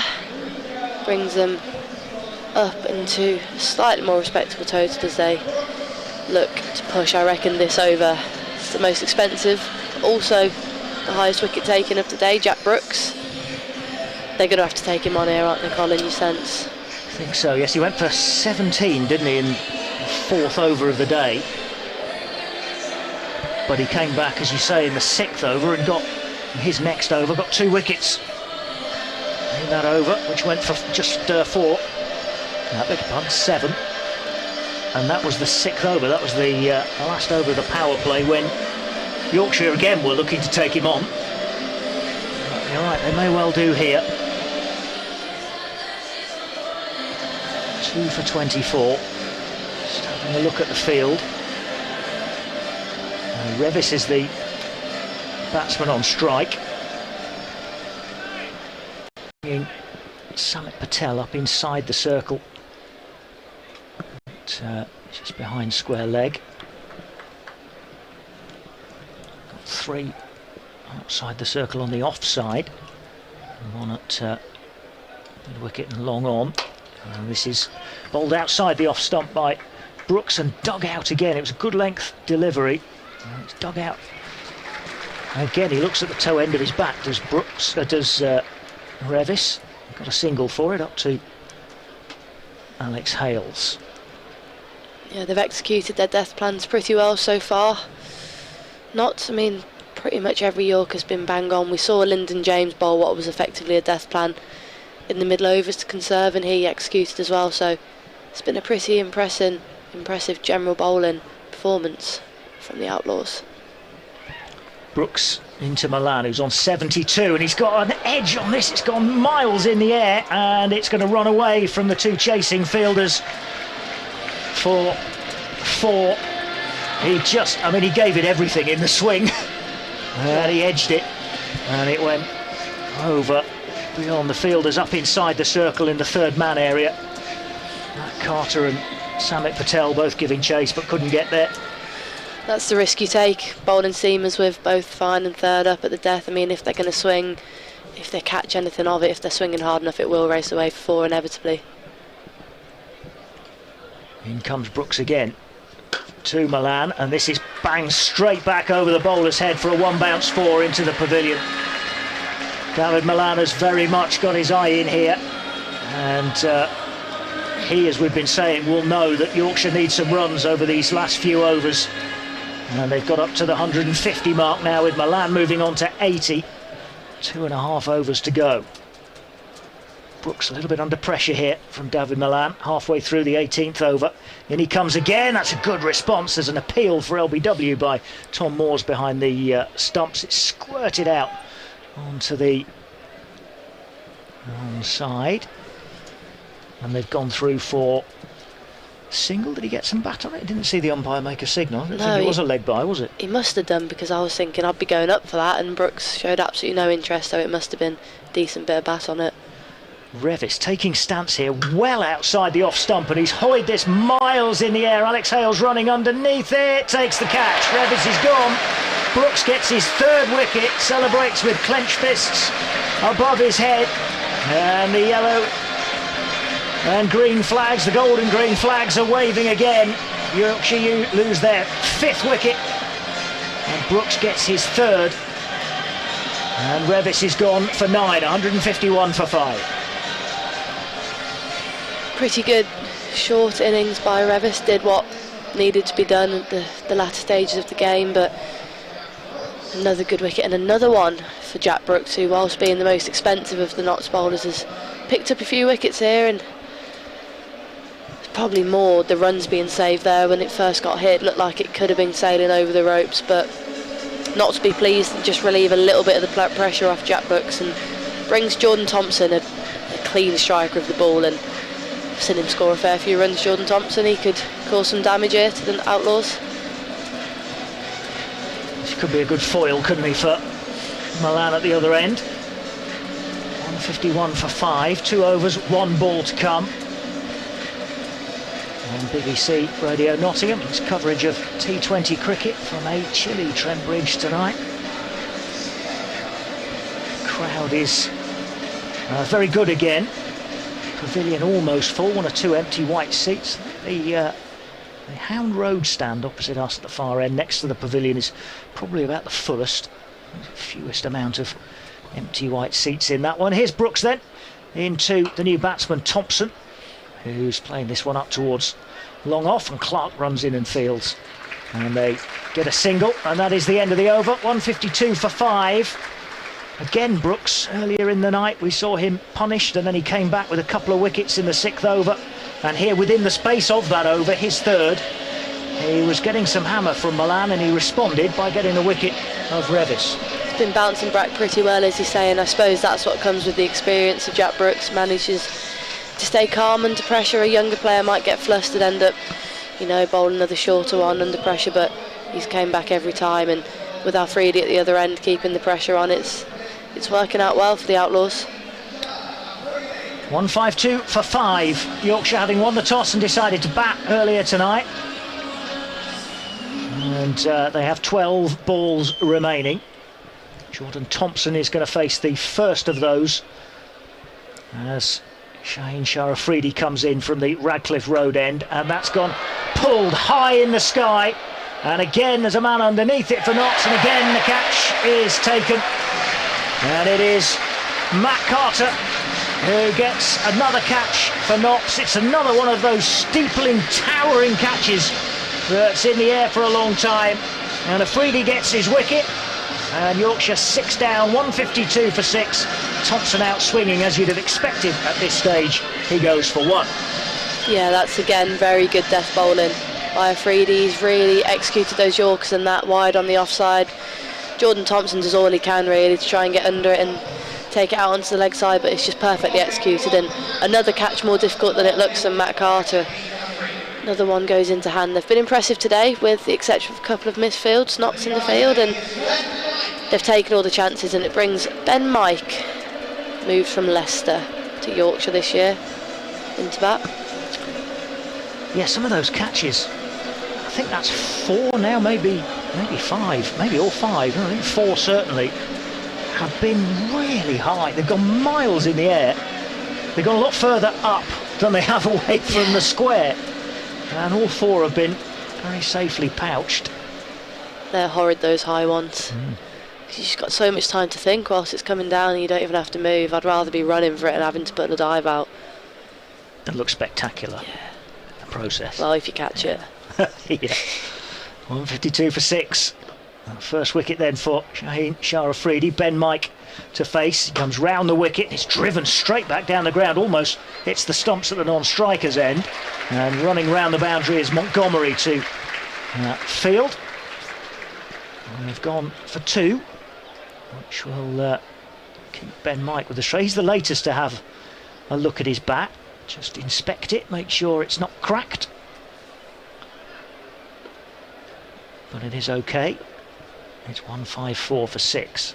Here's Afridi once again, and this is turned away off his hips, just maybe straying slightly down the leg side. Afridi looked unhappy with his delivery, did the bowler, and Ben Mike just sort of helped it on its way and steers it round the corner for 4. Absolutely, I think probably fair to say that's the first time he's got it wrong. Afridi, he's just got a little bit too straight on it, and yeah, that's an easy pickup for Ben Mike, but he does manage to find the gap between fine leg and square leg well, to be fair. Just no stopping that for either of the fielders, just finds it nicely. Vikings 158 for 6. Could just tell from Afridi straight away, couldn't you, almost, that he was unhappy. See how he comes back. This is on the stumps, and it's almost toe-ended away through the covers for 4 more for Ben Mike, and Afridi puts both hands on his hips this time. Not hugely impressed, I think, by the treatment he's getting from Ben Mike here. I think he was unhappy with himself the first time. I think he's not so happy with a batsman this time, but well played Ben Mike. He's come in and scored 10 off 3 against Shaheen Afridi. Yeah, useful lower order runs, just what you want from your lower order in white ball cricket. Ability to come in and just find the rope from ball 1, which is what Ben Mike has done. 162 for 6, very useful runs here for Yorkshire late on. This one is again off the toe end, and as he's running through for a single, he is gesturing to the dressing room that he is going to need a new bat this time. Right up in the block hole from Shaheen Afridi, and Hales ran into field, and Ben Mike wants a new bat. He's probably got about 7 or 8 in the dressing room. Some of these men have got a ridiculous amount of bats, I must say. Malan on strike on 82. Afridi bowls. It's driven straight back, and it kind of hits the bowler. He almost thought about a low catch and couldn't quite get down to it, and it might have just ricocheted off his shin, I think, or his knee. He's bending down. There's Shaheen. He had to run after it as well before thinking about where it might have hit him. But they get a couple off the last ball of the over, and Shaheen Afridi finishes with 4 overs, no maiden, 1 for 29. It's 165 for 6 with an over to come. Looks like Jack Brooks will be taking the final over.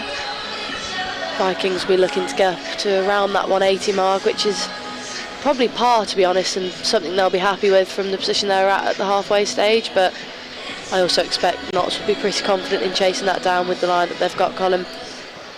It feels as if Notts have been slightly ahead throughout most of the innings, probably from the time they took those 2 wickets.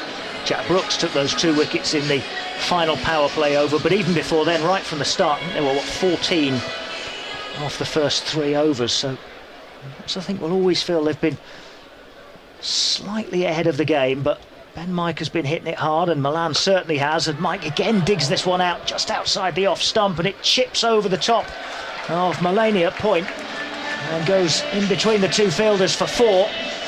Mike's got another boundary, 169 for 6. Just seems to be being pretty clever with his shots here, Ben Mike. He hasn't necessarily come and looked to hit the ball out of the park, but he's just found the gap, which isn't always easy with 5 fielders out. And yeah, he's very, very valuable run, striking at 300 at the moment. He's swinging hard at everything, isn't he? I suppose you'd expect at this stage of the innings, but he's connecting as well, getting good runs. Here's Brooks again, and this again is outside the off stump, but this is aerial this time, and Montgomery goes and takes the catch. And Brooks races across to the outfield to go and celebrate with Montgomery. It is a 4th wicket for Jack Brooks on his Notts debut tonight. 4 for 39. Ben Mike has gone. Very valuable runs for Yorkshire at the death. 15 he made, and it's 169 for 7. Strange old night for Jack Brooks. He's got, every time he concedes runs, he's coming back with a wicket. 4 for 39. He loved that one as well, didn't he? Nearly found himself on the boundary rope sprinting away with celebration. It was a pretty good celebration. I do enjoy a good one, and you just sense that maybe the Notts bowlers getting a bit frustrated with the impact Ben Mike was having, and yeah, they're definitely pleased to get him out, and Jack Brooks could be on for a T25 for her. Yeah, Don Bess is the new batsman, and you're absolutely right. There are 4 balls to come. 169 for 7, and Brooks on a 5-for. Best to take strike. Malan on 83 has to look on from the non-striker's end. 4 balls to come, 169 for 7. Here's Brooks. Best goes walking right across his stumps. Brooks follows him. He tries to shovel it out. Samit Patel comes in and has a shy at the stumps, and then Mullaney's backing up well as Don Bess is looking for an overthrow. They've gone through for a single, and Very good backing up from Stephen Mullaney to prevent it being more than that, as Patel had a go at the stumps because Dom Bess was off balance when he started the run because he was being called down by Milan, who wanted to get back onto strike with 3 balls to go. Where's he going here, do you reckon? He will be eyeing up the Smith Cooper stand, won't he? He has done most of the night. Here's Brooks, and he's clipped it out onto that side. It's falling just short of Lyndon James. It bounces into Lyndon James, hits him on the chest and goes across the rope for 4. That's a deep backward square. Now that's unfortunate for Lyndon James. He looks crestfallen, actually, does James. By and large, knots have been good in the field tonight, but that could be costly. Yeah, just a couple of costly misfields, and that was one of those ones where it bounces in an awkward place and you don't know whether to go for the catch, but in the last over you just look to hold back and prevent the boundary, don't you? Here's Brooks again. Milan has pulled this one away towards Clark, but I think it's got the distance. Yes, it's over Clark and it's over the rope. It's 6 for David Milan, who moves on to 93 in Yorkshire's total of 180 for 7. Clubbed away by Milan, who's now gone 4-6 off the last 2 balls after racing down to get onto the strike for those last 3 balls. And Yorkshire are up to 180 for 7, which is at least where they will have wanted to be. Brooks with the last ball of the innings into Milan. It's up in the block hole. It's dug out by Milan. They'll run through for 1. In comes Montgomery as they go through for 2. He's thrown it in towards Tom Moores, but Milan has got home and he'll get another 2, which means he will finish unbeaten on 95, David Milan, from 56 balls. It's a terrific knock from him, from the Yorkshire man. 182 for 7 is how Yorkshire finish, which means I think they'll have got at least, as just mentioned before that last ball, they'd have got at least Grace Ballinger up to somewhere around where they'll have wanted to be, at least somewhere around par, and it gives them something to defend. But for a long time it looked like they weren't going to get up there, but good runs at the end by Ben Mike, who hit 15, and that was a fine knock from David Milan to end with 95.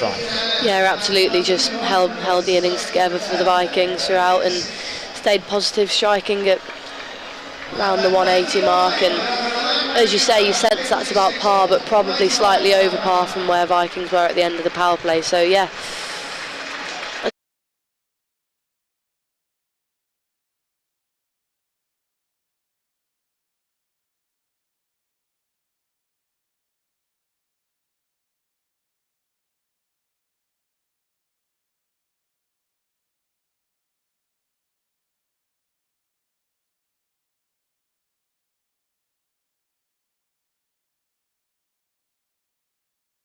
the commentary team, they'll be back in about 10 minutes time.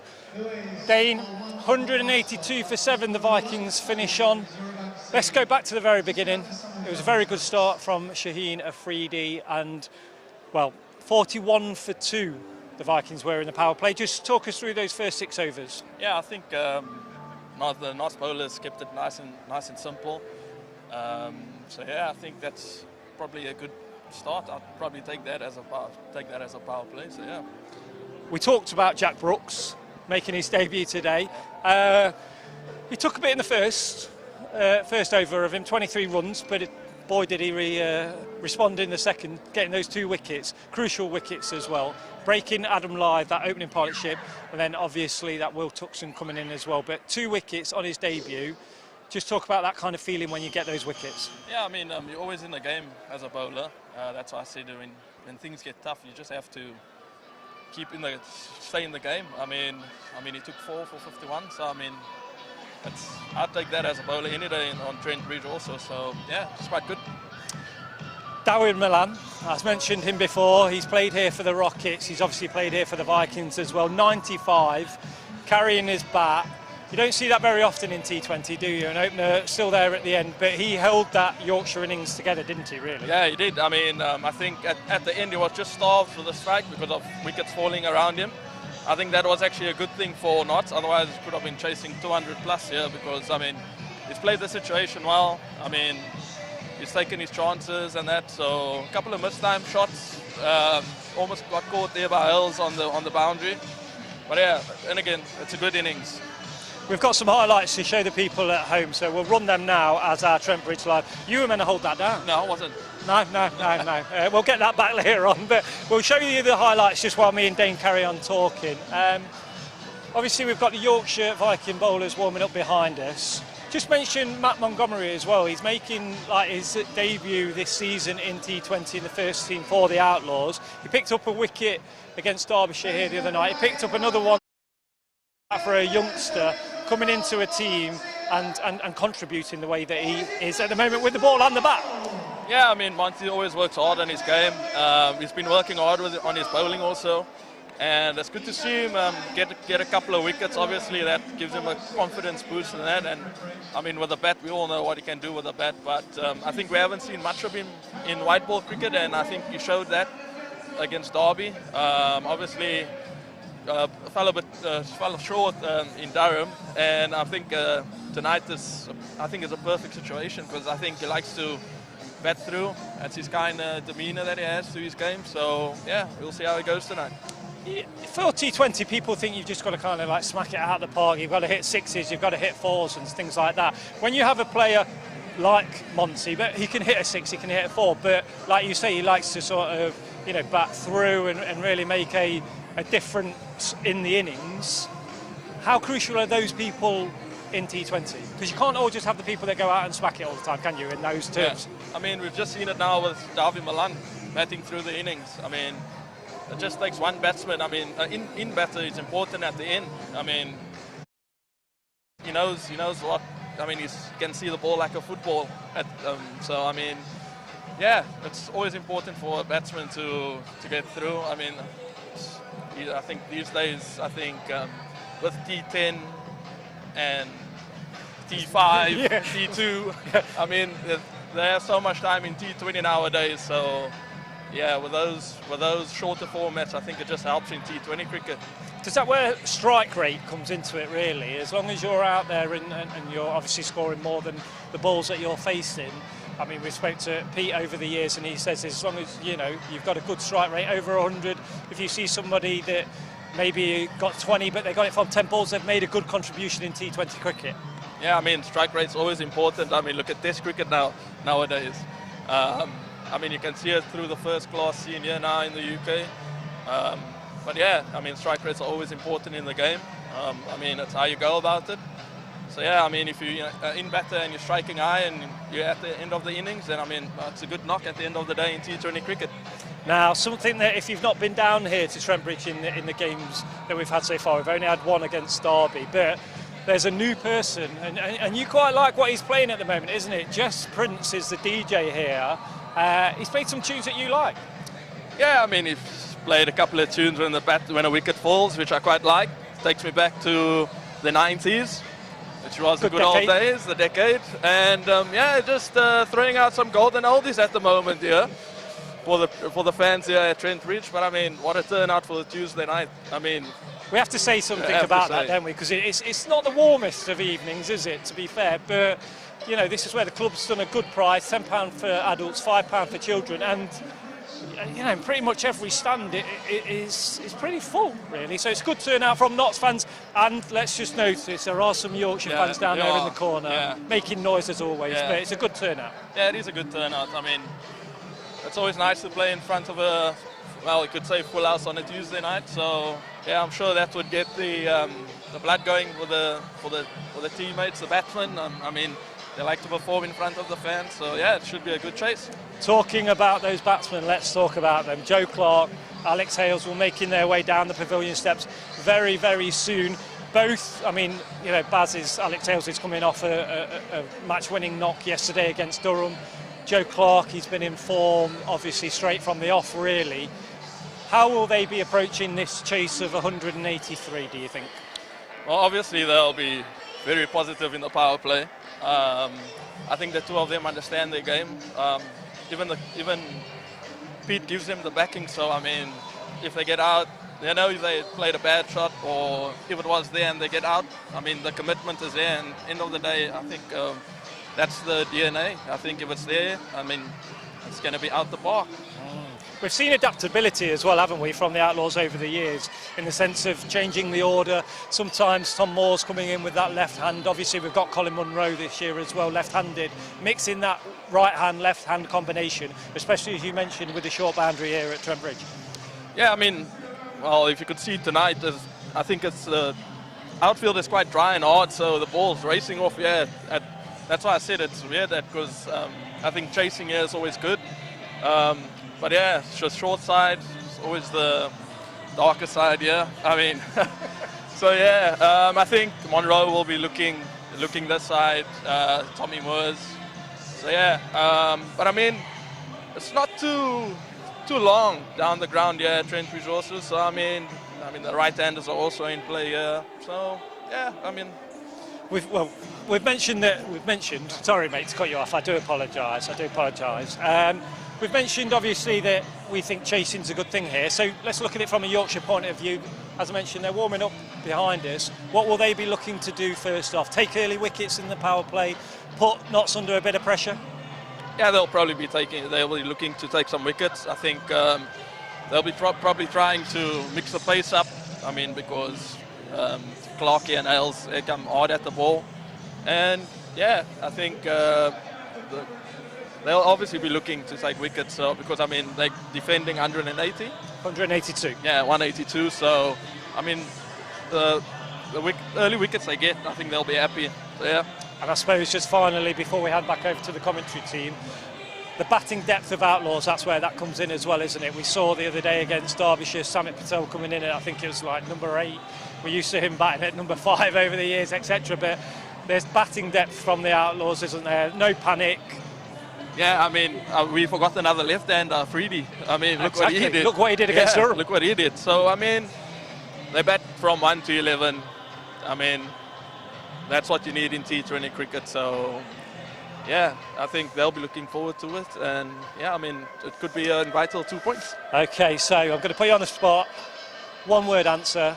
Outlaws win, yes or no? Yes. I thought you'd say that. Yeah, I'm biased, obviously. Exactly. I didn't expect you to say anything less. So the Yorkshire team are just gathering on the boundary. We're now going to pass you over to the commentary team. Dame's going to join me at the end after you've had a little bit of food and stuff like that? Yes, I would. Good. That's another good answer. All right. OK.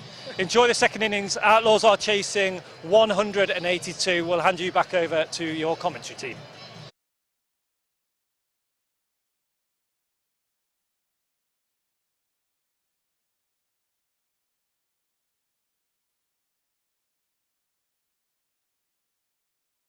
As the umpires make their way back out into the middle here at Trent Bridge, Steve O'Shaughnessy and Tom Lungley are the men in charge tonight. They're heading back out. The floodlights, I mentioned the grey cloud, which has been that way since the start. Not much of a glimmer of sunshine all the way through the day here in Nottingham today.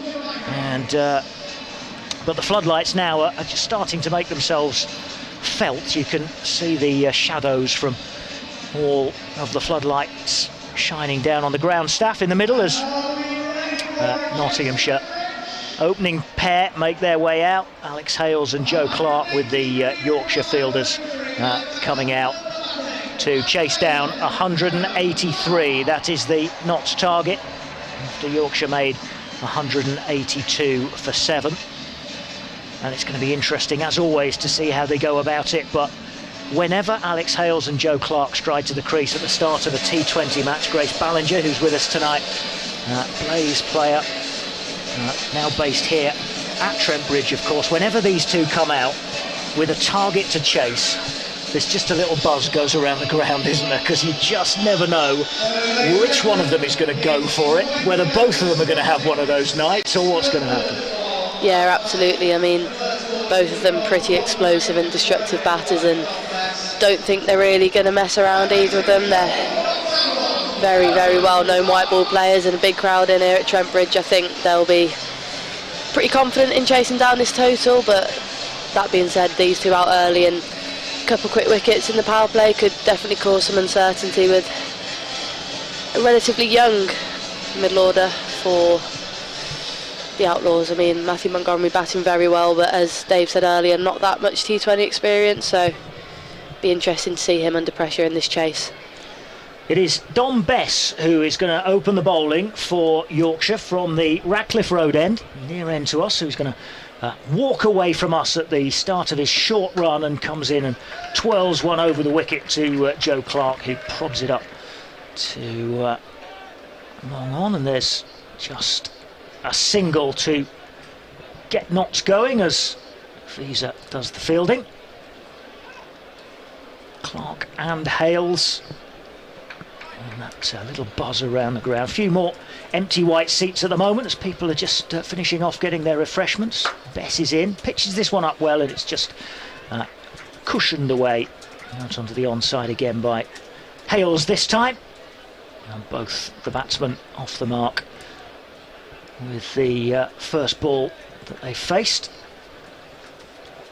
Hales getting into the T20 really for the first time last night up at Durham.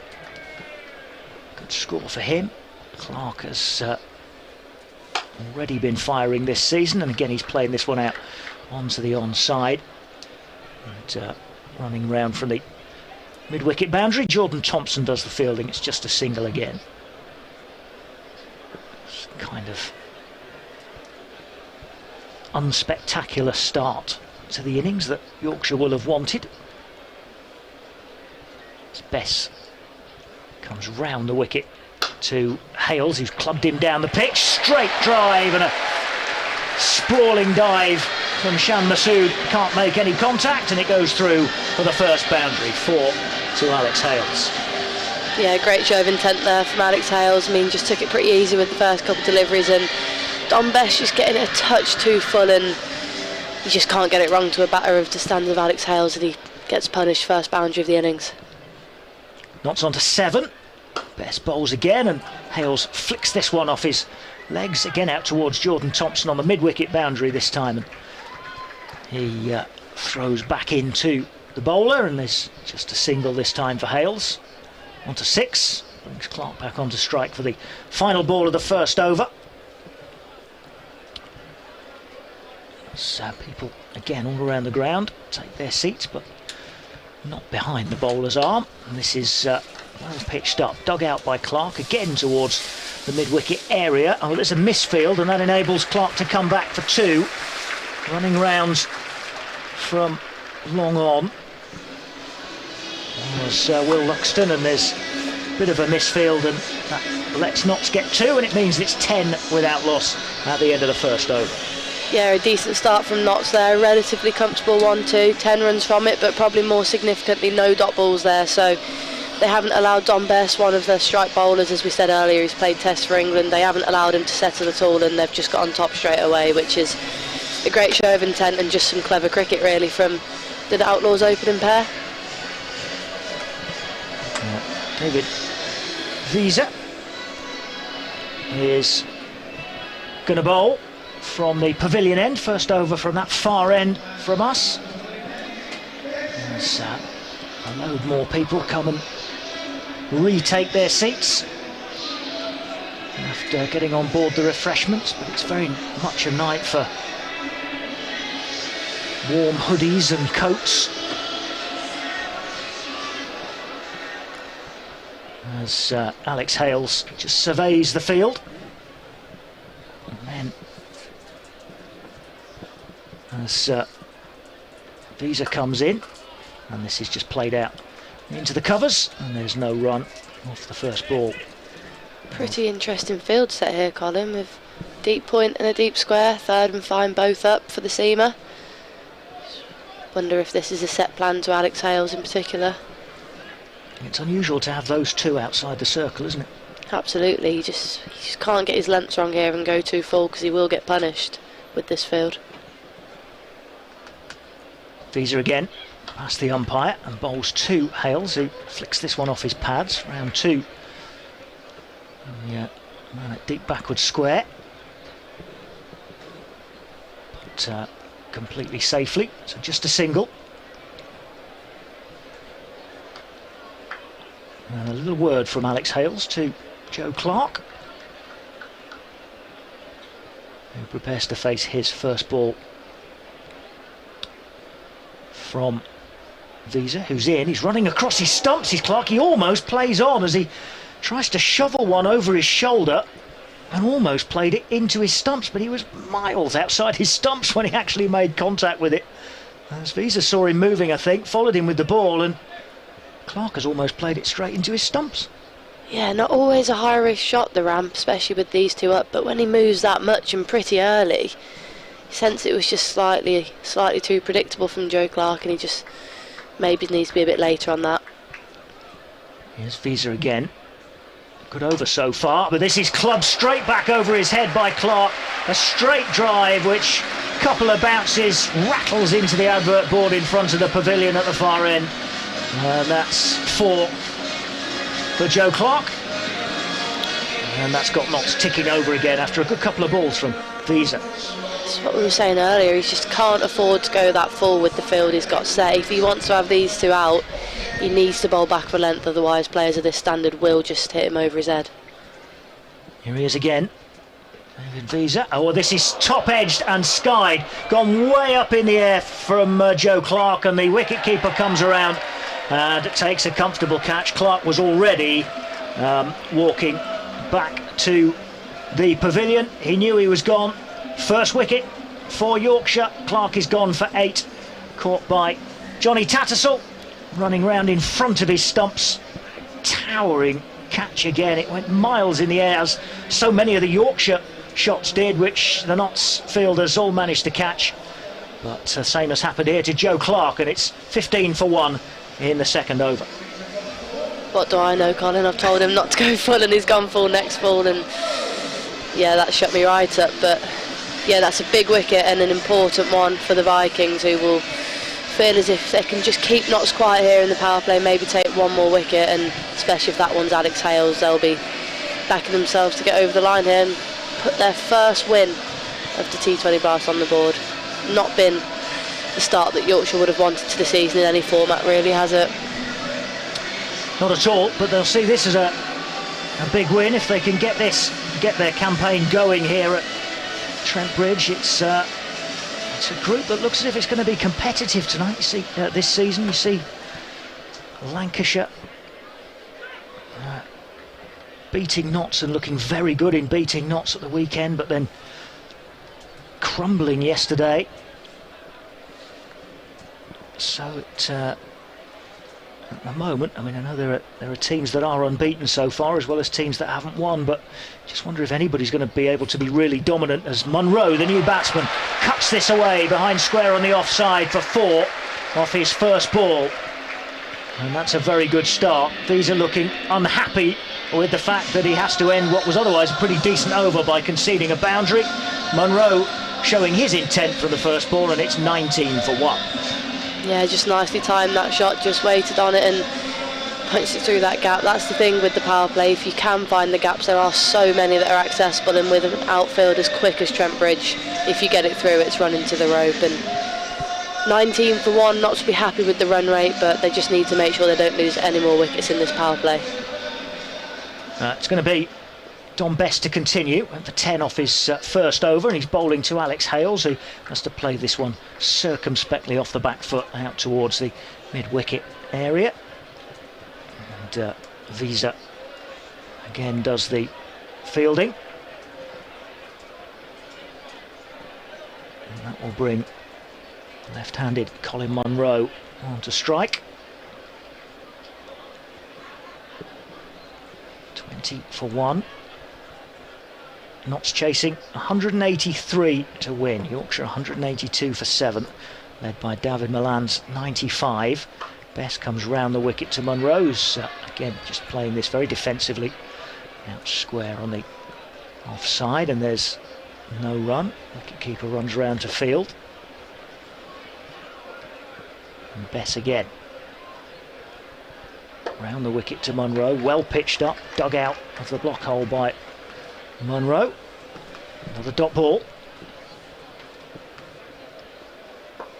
Munro bangs his bat into the Trent Bridge playing strip and drives this one down the ground beyond the dive of Dom Best, but he didn't really get hold of it. And Shan Masood Runs around from mid-on to field. Again, a dot ball. Important this for Yorkshire in the power play. They can keep these dots coming, and there's another one here as this one's played up towards mid-off this time. Nothing so on the circle. Visa, the fielder. 20 for 1 still. Bess into Munro.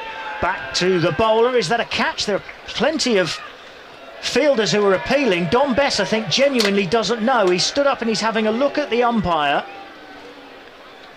And the umpire can't, I think, well, unless the square leg umpire saw it, but the umpire certainly can't give anything because he wouldn't have seen it because he was directly behind Don Bess. Plenty of fielders appealed. Bess looks as if he maybe thinks he caught it but doesn't know. It's not out. And it's 20 for 1 at the end of the over. And there's still conversations going on between Bess and the batsman. Didn't look confident, did he, Don Bess? I mean, a lot of the fielders went up. Fielders did, didn't they? Yeah. You get the sense that he knew that it might have just dropped short of him, or I don't think he'd have reacted that way if he had any sort of inkling that he caught it, but never mind what happened with that last ball. That's a heck of an over for Yorkshire in the power play. 1 run from it. It's impressive stuff. He don't see many of those. He held his line very well with all the offside in the ring, and yeah, he got full reward for it. Well bowled. Visa continuing from the pavilion end to bowl to Alex Hales, who's turning this one off his hip to deep backward square. And Matt Revis does the fielding. And it's just a single, which brings Munro back onto strike. 21 for 1, a quiet power play so far. Just over halfway through it. Joe Clark, the man to go.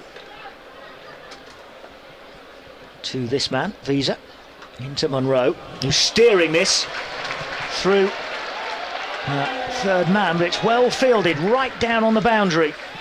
Again by Matt Revis. And they get 2. I think when Munro hit the shot, he probably thought he'd found the gap, but it was some good ground made up actually by Revis, seeing where he's gone back to where his starting position was. He had some good distance to make up. Field it on the rope. And this next one is steered down in the same direction by Munro, but this time with not quite so much pace. And it rolls into the arms, this time of Revis. And they take a comfortable single. 24 for 1. Again, relatively conserved here, hasn't he, Alex Hales? He's striking at a decent rate. He's over a run of ball, but it's not the extravagance that we've seen of him before and certainly saw yesterday at Chesterley Street. This is, again, just prodded up the pitch by Hales, and he'll have to settle for a single. A good ball from Visa. This is good bowling from Yorkshire in the power play. Just the odd shot here or there. Munro clubbed one first ball, didn't he? And Hales has found the boundary once as well. Here's Visa in again to bowl to Munro, and again he's steering this down to third up inside the circle. And there's a slight misfield because it sort of reared up at him a little bit, and that enables them to go through for a single. 26 for 1.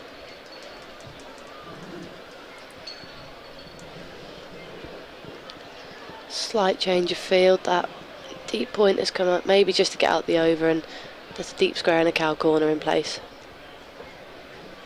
For Alex Hales. Visa bowls to him, and he's gone towards mid-wicket. A couple of bounces and fielded. Again, it's good fielding. And again, Hales has to content himself with a single, and after a very good over from Don Bess, there's a very good follow-up here from David Visa as well. 27 for 1. Notts got 7 off the over, but when you've got Hales and Munro in and you're restricting them in a power play over to only 7, I think Yorkshire will very much settle for that. Absolutely, and it looks like we'll see Ben Mike for the first time bowling in the power play, and trying to think, was it 42 for 2 Yorkshire at the end of their power play? 41 for 2. 41 for 2, so unless this is Relatively big over from Ben Mike.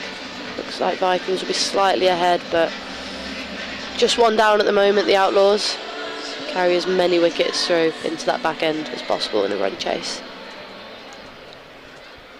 Ben Mike from the Radcliffe Road end, starting his run just about on the fielding circles. Hurtles away from us, past the umpire, and bowls now to Alex Hales, slightly down leg side, although Hales was backing away, and just clips it out onto the onside, where Jordan Thompson does the fielding, running in from the boundary, and there's a single again. The crowd need see a few boundaries here. It's just a little bit tense at the moment, isn't it? There's a buzz around the ground, but not too much excitement yet in this Notts innings. 28 for 1, needing 182 to win, so another 155 to go. Munro to face Ben Mike, and he's playing this very nicely defensively, and it's fielded by David Milan and covers, and there's no run. Not very often you get quiet power plays.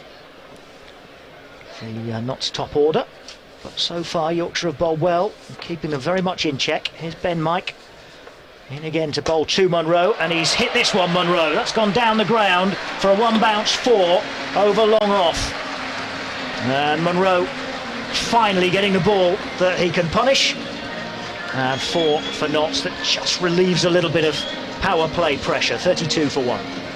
Absolutely, yeah, it was a pretty dismissive shot from Munro. Just got a touch full. Ben Mike wasn't necessarily a bad delivery, and he's just hit it straight back over him, so that just releases the pressure, as you say, off Munro and gets him striking it over and run a ball again. Halfway through the 5th over, 32 for 1. Ben Mike is in again to bowl to Munro. Wide open stance, just dabbing this into the onside, fielded at mid-wicket. And there is a single for Munro. He moves on to 13. Hales has 12 from the 10 balls he's faced. I think most people are now back in their seats after getting their half-time refreshments in. Ben Mike is in again to bowl to Hales, and he's clubbed this one. Hales through mid-wicket. That is going to bounce once before it clears the rope. Didn't quite fully, perhaps, get it right in the middle. Otherwise it would have sailed away far in the sky. But one bounce for Hales, and he and Munro will now feel a little bit calmer, I suspect, after each getting a boundary. Just can't bowl there to Alex Hales, can you? Just can't bowl there. He's so good off his legs and anywhere into that mid-wicket region, and he's not going to miss out on deliveries like that. Ben Mike's slightly under pressure here, 2 boundaries from his over. It's a big gap, isn't there, as well, around that area, as Mike bowls and beats Hales. He's trying to lift him, I think, over the offside this time, but didn't get anything on it. Goes through to the wicket keeper. End of 5 overs. Hales has 16, Munro 13. Joe Clark, the man, out for 8. Notts 37 for 1, with 1 power play over to come. A word from Grace Ballinger, and commentary will continue with Grace and Dave Bracegirdle. It will be a change of bowler after a good 2 overs from David Reeser in the power play, and it will be Jordan Thompson, who has played in many a franchise tournament and performed with the ball, the white ball particularly. He's got a lot of variations. He's a good bowler, I think, Dave, Jordan Thompson, and he could put the Notts Outlaws under pressure here. Yeah, he's a good all-round cricketer, isn't he? Punchy, in your face, likes the element of combat that you get in these direct situations. His first ball is just dragged in halfway down, and Colin Munro works it on the leg side. So at the end of the 5th over, Notts had 37 runs on the board. Yorkshire at the same stage 34 for 1. So nip and tuck, as we saw last night up in the northeast, makes a huge difference if Alex Hales can bat through the innings, just controlling things. Always the likelihood that he'll cut loose at any stage, and he's got a boundary here, just managing to thread it there, Grace, between two fielders once again, and down to third man for four. Yeah, pretty clever. It looked like he placed that in honesty, caught him slightly on the outside edge, but player of Alex Hales' standard will give him the benefit of the doubt and say that he's guided that into the gap, and it's just sense that Notts are starting to change gear a little bit here after a relatively quiet start. The early loss of Joe Clark, they're just taking a few boundaries off the Vikings seamers here, and Jordan Thompson's got to do something different. Here comes Thompson again, the floodlight's starting to take effect now, and Hales has driven this down the ground. It's going to fall safely, and it'll fall inside the rope. One hop over the boundary rope in front of the pavilion. Back-to-back fours for Alex Hales, who's just trying to make the most of this final over of the power play, and Hales on to 24. He finished 65 not out. And just a word for the flag wavers here. This is a new addition to Trent Bridge this year for the T20 Blast. We've got some huge flags, the sort that you see somebody leading out the teams in the Olympics, and the poor souls that have to keep picking them up and waving them. The last thing they want is back-to-back boundaries as we had then. Get you one of them, Dave. Bedsheet, isn't it? It's colossal.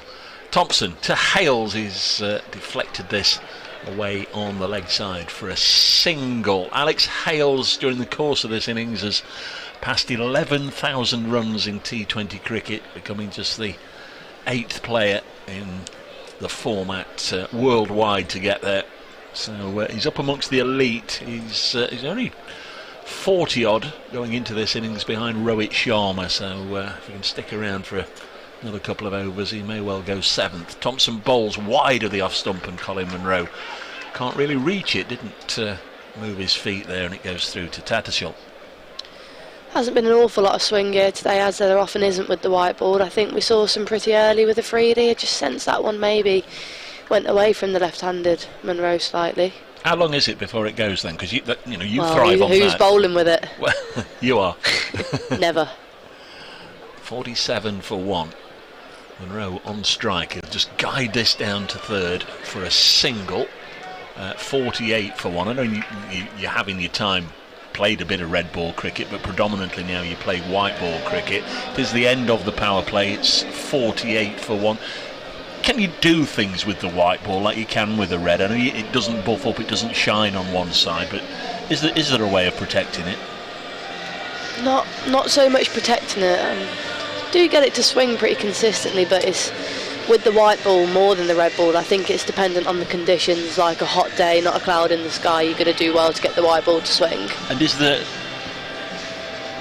somebody on your side who will take responsibility and just work on one side? Because you see that in the red ball format. I mean, Liam Patterson-White is the ball polisher, if you like, for Notts. He will just work on one side of the red ball.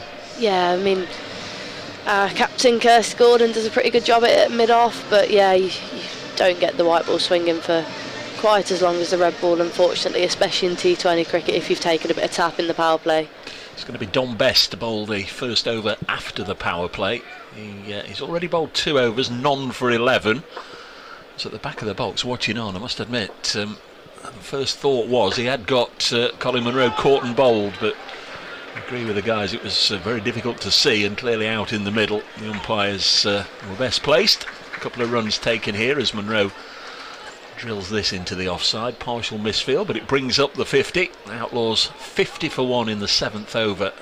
Remember, they're in pursuit of a victory target of 183.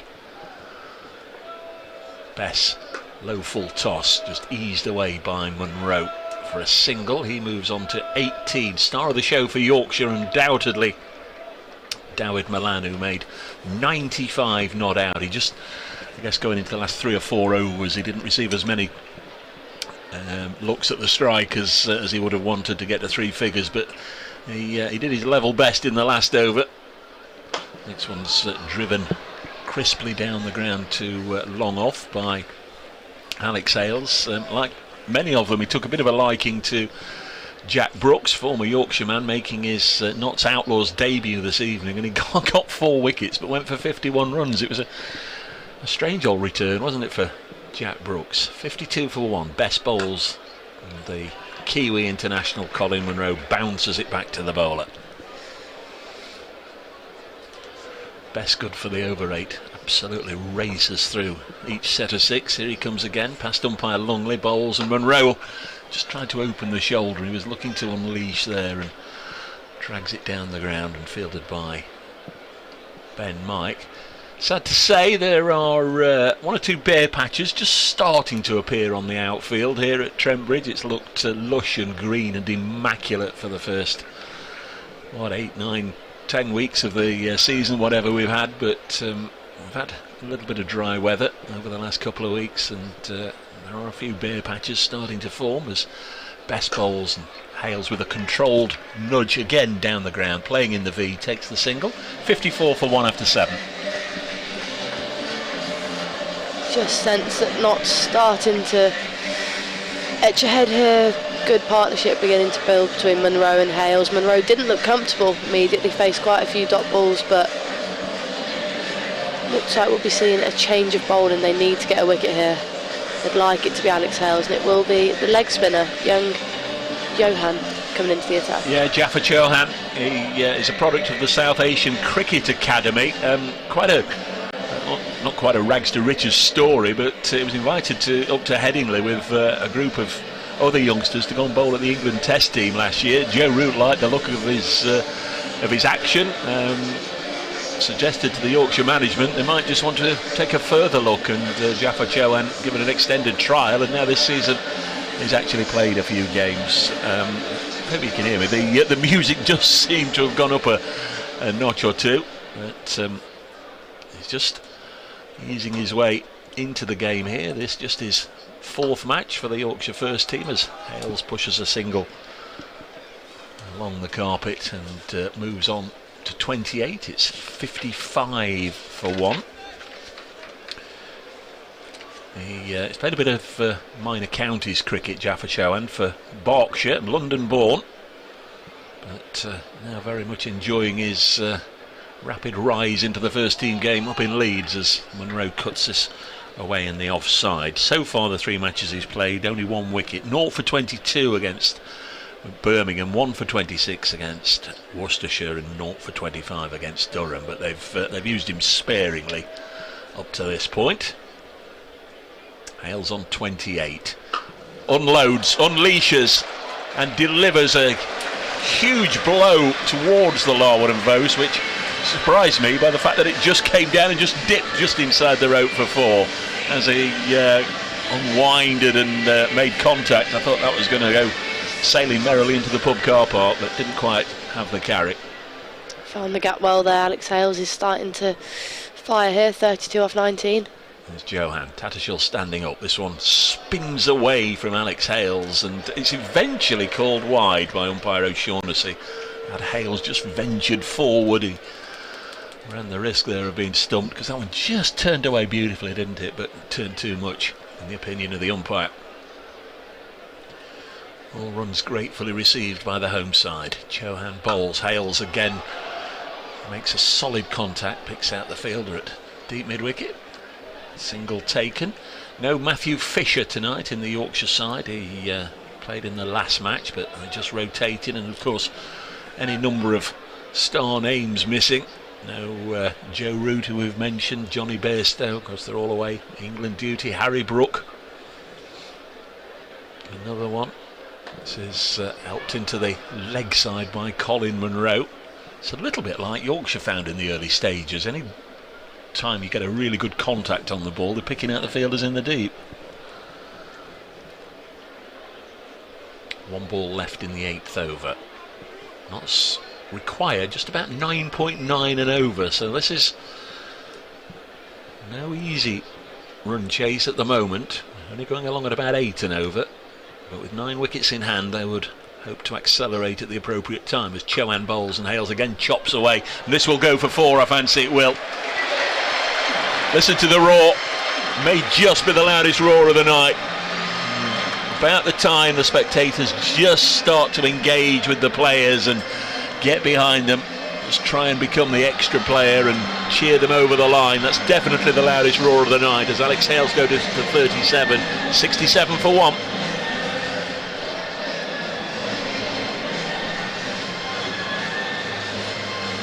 50 partnership as well, Grace, from just 38 balls. Hales 30 of that 50 partnership, Monroe 21.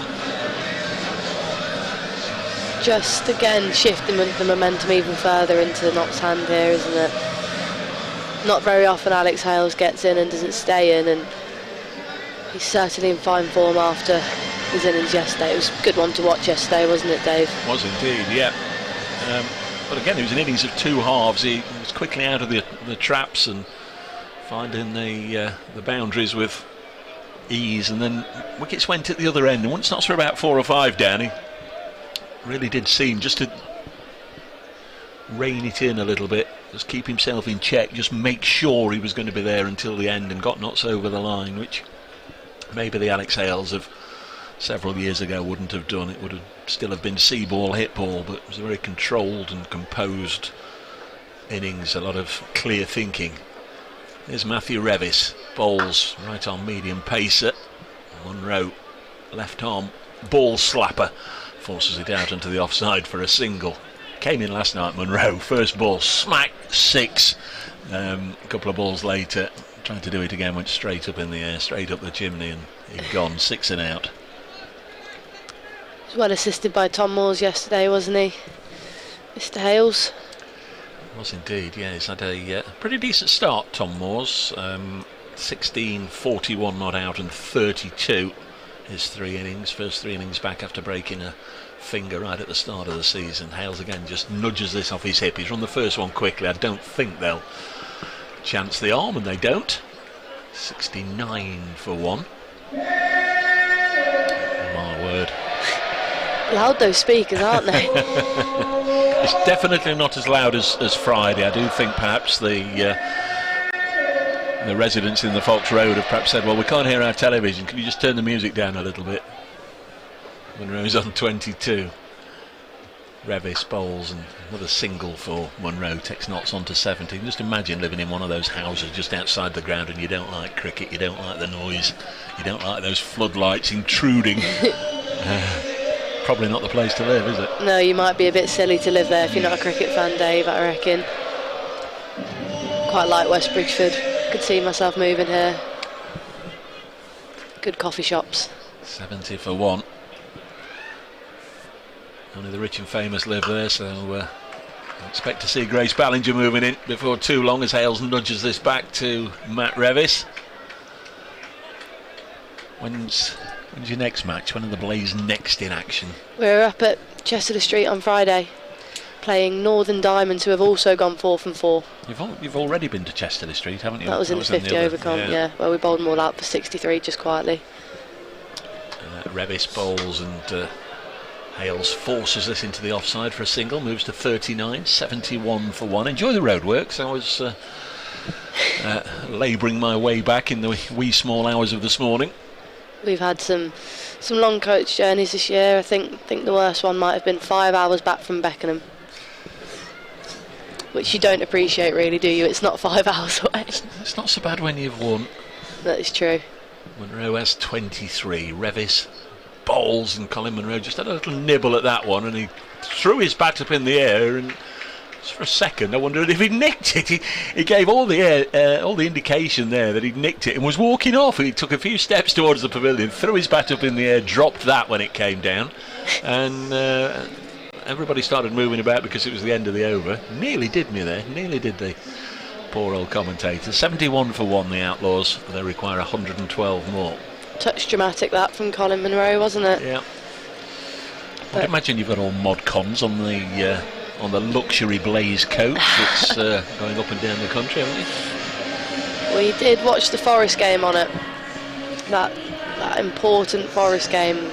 Georgie Boyce, massive Forest fan. I think it's the only time I've ever seen her remotely stressed, actually. She's one of the coolest characters I know, but that was not a calm time for her on the bus back. What was that? Was that the day they beat Arsenal?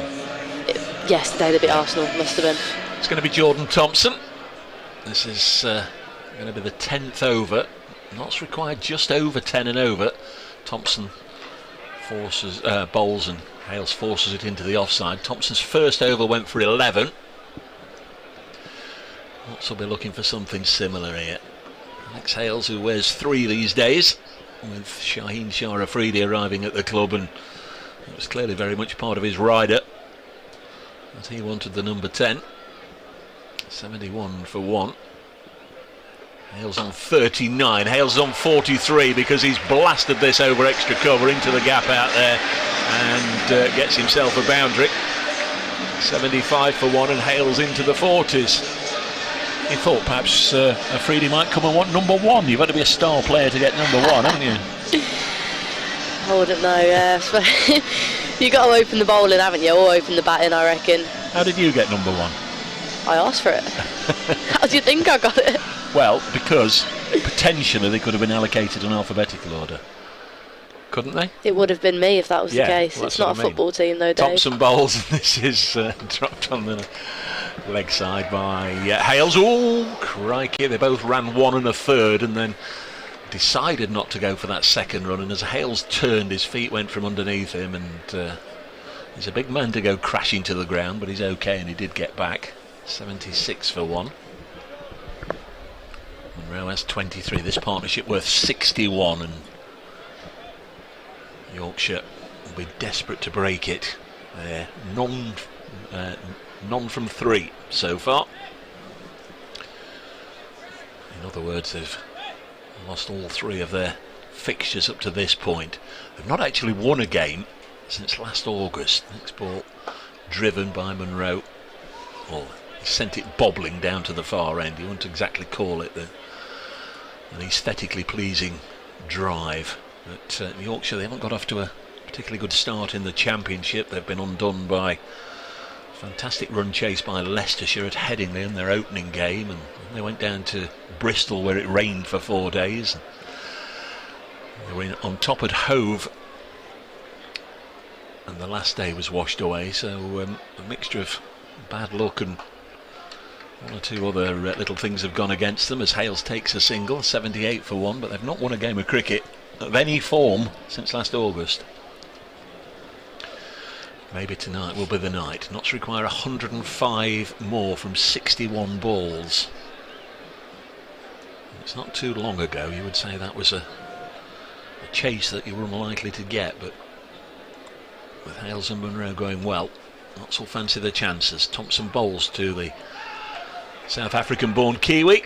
Chops it to backward point, and there's no run. And at the halfway stage, Notts Outlaws are 78 for 1. Alex Hales 45, Colin Monroe 24. The man out, Joe Clark, he was caught by the wicket-keeper, but it was anything but a regulation wicket-keeper's catch. He went for a big mow off David Wiesler, and the ball went a mile high before coming to ground. That was in the second over. At that stage, Notts were 15 for 1. They're 78 for 1.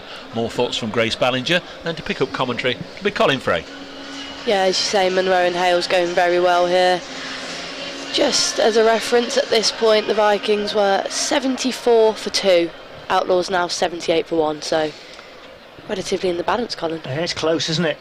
Revis to continue from the Radcliffe Road end, just dabbed out onto the onside by Hales for a single. Revis does his own fielding. Always, when it's a close game like this, always intrigued by the DLS pass scores, which are always displayed on the big Batman scoreboard at the far end, at the pavilion end here at Trent Bridge. And for about the last 4 overs, Notts have been about exactly where they would need to be, but it tells you, I mean, we're not going to get any rain tonight, touch wood. I don't think there's any planned anyway. This is heaved at by Monroe, and that's well, it's not a fine catch. I thought it was diving in.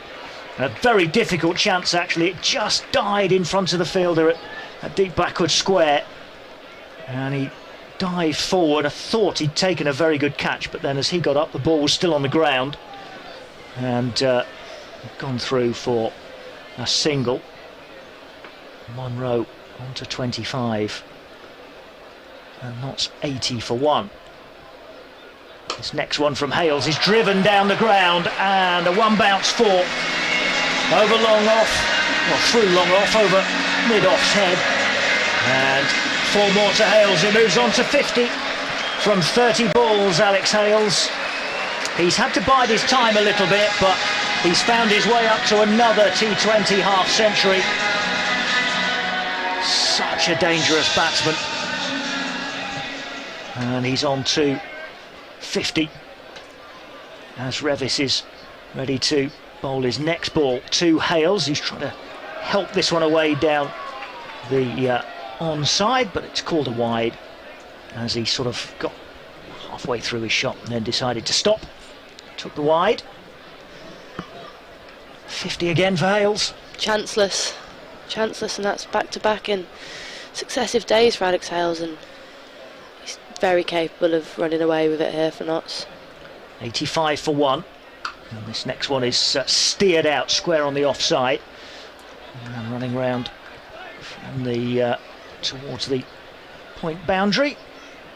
And that means that Hales has to settle just for 1 this time. 86 for 1. Hales on to 51. Yeah, that DLS par score. That 4 from Hales has now got Notts ahead of it, but only just. 82 is where they should be at the moment. They're 86 for 1, but as I say, for the last 3 or 4 overs, ball by ball, it's been exactly on the Notts score just about. Here's Revis again into Munro, who's chopped this one into the ground, and it goes through to the wicketkeeper. He looks furious, Munro, as I swish with his bat, a swipe at the turf with his bat. God, you don't know what he's going to do next here, do you? I quite enjoy it. I've never seen him react this way before, I don't think. Clearly feels he's missed out on a few here tonight. 86 for 1. He's back facing Revis again now, and he's clubbed this one down the ground, and he's not bothered running after it. Again, just a couple of bounces before it clatters into the Radcliffe Road stand advert boards down at the front of this towering stand. It's 4 this time to Munro. He's on to 29 and exactly a run a ball. Hales on 51, 11 overs in. Notts are 90 for 1. They still need over 10 and over as they chase 183 to win. Yeah, another dismissive shot by Munro. That should have settled him a little bit. He's just flat batted it and timed it so well, and as you say, didn't even bother running. He's going well here, and he doesn't need to be frustrated. He's batting alongside arguably one of the best T20 batters in the world here, Colin, and Alex Hales is going. He just needs to kind of stick around with him, because if these two stay in for another 5 overs, you sense the game's won for the Outlaws.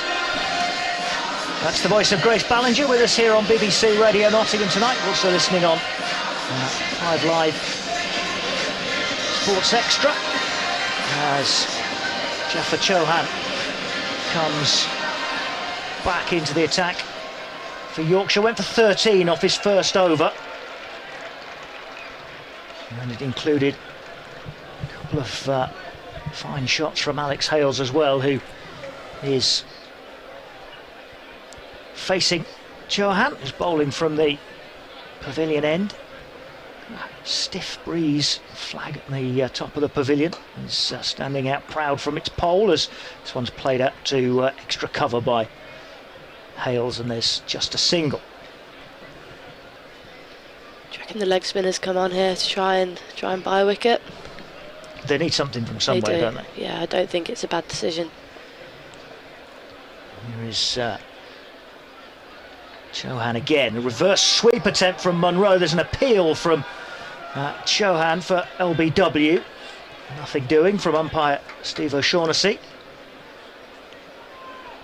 Wicketkeeper Johnny Tattersall sort of joined in a bit half-hearted and a bit late once he saw his bowler appealing. And this next one is really clubbed by Munro. He's got hold of that. Where's that gone? Into, I think, about the back row of the seats in the pavilion at the far end of the ground. That's a big hit from Munro for 6 more for Notts. He's on to 35 and Notts 97 for 1. And they're going to have a look at the ball when they've retrieved it, I think. Big shot from Munro. Went a long way, that. Got the ball back. Chauhan's got it in his hand again, and he gives this one a bit more length and backs up. Munro has to just nudge this out onto the onside, and they go through for a single. 98 for 1. 2 balls to come. Notts needing to go along at about 10 and over at the moment. They've got 8 from this one so far, with a couple of balls to go. And Hales back on strike. And again, there's a Little appeal as this one goes through to the wicket-keeper. Tattersall stood up to Chauhan and ball clatters into his gloves, but nothing on it from Hales. Has to be a good ball to beat Hales like that, though. Here he is again, Chauhan, and this is nudged by Hales up towards mid-wicket. And they go through for a single. End of the over, 99 for 1, so Notts didn't quite get their 10 off the over, they got 9. 12 overs gone, 8 to go. And Notts 99 for 1, needing 183 to win. But with all those wickets in hand, Grace, you fancy that Notts, especially with these two batsmen now in, they are back where they spent most of the Yorkshire innings, and that's firmly in control. Yeah, that is absolutely what they do, look in control, and I don't think that was a bad over from the young leg spinner at all. He's got to try and attack, he's got to try and take wickets. He's bowled one slightly too full and it's gone for 6, but easily could have been caught on the rope, and I think his captain will be happy with him. He's done what he needed to try and do, and although it wasn't successful, it easily could have come off, and yeah, they need to take wickets here, the Vikings. So they brought David Visa back. He bowled his first 2 overs early in the innings from the Pavilion end. He's coming on from the Radcliffe Road end now. 1 for 16. Counted for Joe Clark early on, just the second over of the night. Visa running away from us and bowls now to Hales, and he's got a wicket. Hales edges him to backward point, and Visa gets his wicket, his second of the night, and Hales is gone. Big moment in the game, big moment for Yorkshire. Hales goes for 53 and Notts a 99 for 2. It's Luxton who takes the catch, and Hales goes for 53. That's a very impressive innings from Alex Hales, 53 off just 35 deliveries. You'd think that he'd hopefully done enough here for the Outlaws and set up the innings as he receives a loud applause from the Trent Bridge supporters, but it's probably one of his first loose shots, and unfortunately he has to go. But it does bring 23-year-old Matthew Montgomery, recently graduated from not just playing in the county championship but also into the white ball side, and he's scored some runs recently. He's looked in good form, so it'd be a great time for him to step up here and win the game for his side. Well, he's had a good start, hasn't he, to his T20 career, into the side this season, and making a big impact. Matt Montgomery took a wicket earlier on as well for Notts tonight, and he comes in now with Munro at the other end on 36, with the top 2 now back in the Pavilion. Joe Clark early on for 8, Alex Hales now for 53. And Montgomery has not hung about in his innings so far in this season's T20, with Munro going well at the other end as well. Here's Visa into Montgomery, who steers this one round just beyond the square leg umpire. Chauhan comes in and fields deep square leg, and Montgomery quickly off the mark. But now you'd expect Munro to take on the kind of senior role, if you like, in the partnership, already on 36. Absolutely, yeah, and that singles brought up the 100 for the Outlaws. After 12.2 overs, they require 83 from 46 balls. Visa into Munro. He's played this one into the ground again. Bottom edge, squirts out square of the stumps. And Tattersall, the wicket-keeper, runs round to field. It's another one that Munro might feel he missed out on, although this time there's no real histrionics from the batsman. Maybe he feels he needs to calm down now as he takes the leading role at the crease with Matthew Montgomery. Visa into Montgomery, who's just nudged this up towards the man at mid-wicket. It was uppish, and Chauhan runs around the boundary after it evaded that man at mid-wicket. And Jaffa Chauhan, in the end, with a despairing dive, got his hand to it but couldn't stop it from going for 4. At the start of all of that, David Visa had his hands on his head because that only just evaded Jordan Thompson up inside the circle at mid-wicket, but once it had, there's a big gap in behind him and Jaffa Chauhan couldn't make it up, and it's 4 for Montgomery. In comes Visa again. to Montgomery, who's just defending this one after all that excitement from that last ball. He could very easily have been caught. As it was, he ended up with 4. I think so, but I don't think it was too close to Jordan Thompson. I think I'm going to give Montgomery the benefit of the doubt there and say he's guided that, and it wasn't an extravagant shot, it wasn't out there, but he knew where the gap was and he found it. He got full reward for it. It might have been just the angle that we were looking at.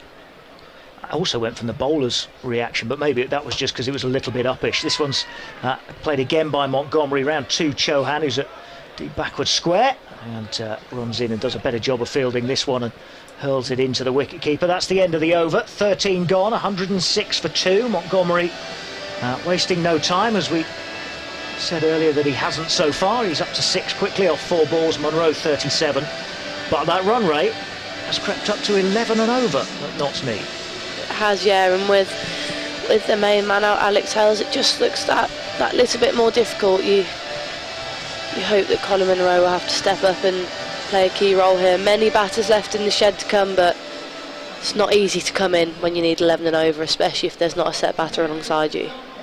They brought Don Best back. He's going to bowl out here. This is his final over. He started the innings for Yorkshire. 0 for 17 from his 3 overs so far. And he's bowling to Montgomery, who edges him wide of the wicketkeeper, and that's going to run away all the way down in front of us for 4. And Bess stands with one hand to his face and the other one folded across his chest, and he can't quite believe it. Tattersall couldn't believe it as well as he saw it. Just almost, it was almost edged so that it kind of curled around the wicketkeeper who was standing up, and then it ended up going straight behind him for 4. Genuine edge. This is a reverse sweep that he's missed, and it goes through to the wicketkeeper this time. 110 for 2. I couldn't give him the benefit of the doubt that time, could I? I don't think that one was genuine. It was. Heart in mouth moment for Montgomery. Best could not believe it. Here he is again. Montgomery this time though has got hold of that, and he's sent Best for 6 into the Fox Road stand. Fairly flat 6, but he's got hold of it. There are 2 fielders on the ropes out on that leg side. Deep backward square and mid-wicket, but he's bisected them, and it's gone into the second row of the Fox Road stand for 6. Montgomery quickly up to 16, and this one's played out onto the onside, and Jordan Thompson goes and fields it on the boundary. It's another single for Montgomery, and Notts are up to 117 for 2. That was a fine shot for 6. Could be my shot of the day, I reckon. Got him. Best now to bowl to Munro, who's on 37. And he's dug this one off his toes, up towards deep mid-wicket. Jordan Thompson misfields, and it means they can come through for 2. And that's 119 for 2. Don't think Don Bess will be entirely impressed with this over. Now, that genuine edge wide of the wicket-keeper. Then he's been clubbed for 6, then a misfield. And now Munro plays him away out onto the offside towards the point boundary, but only gets a single as he picks out the fielder on that boundary rope. It's 120 for 2 at the end of 14. 14 off that over, and those are the kind of numbers that Notts will be looking at over these next few overs, just to make the final few a little bit less stressful. Absolutely, yeah, and you just sense the pressure coming onto the Vikings a bit there. That big wicket of Alex Hales easily could have brought pressure onto the Notts batters, but Matthew Montgomery's just come in and his intent's been fantastic. I mean, he has edge one, but he's just come in and he's just made sure that there's no dot balls. He's carried on rotating the strike. I think even if he gets out now, he's done a pretty good job here at just keeping the Notts scoreboard ticking, and they'll want a couple of big overs here.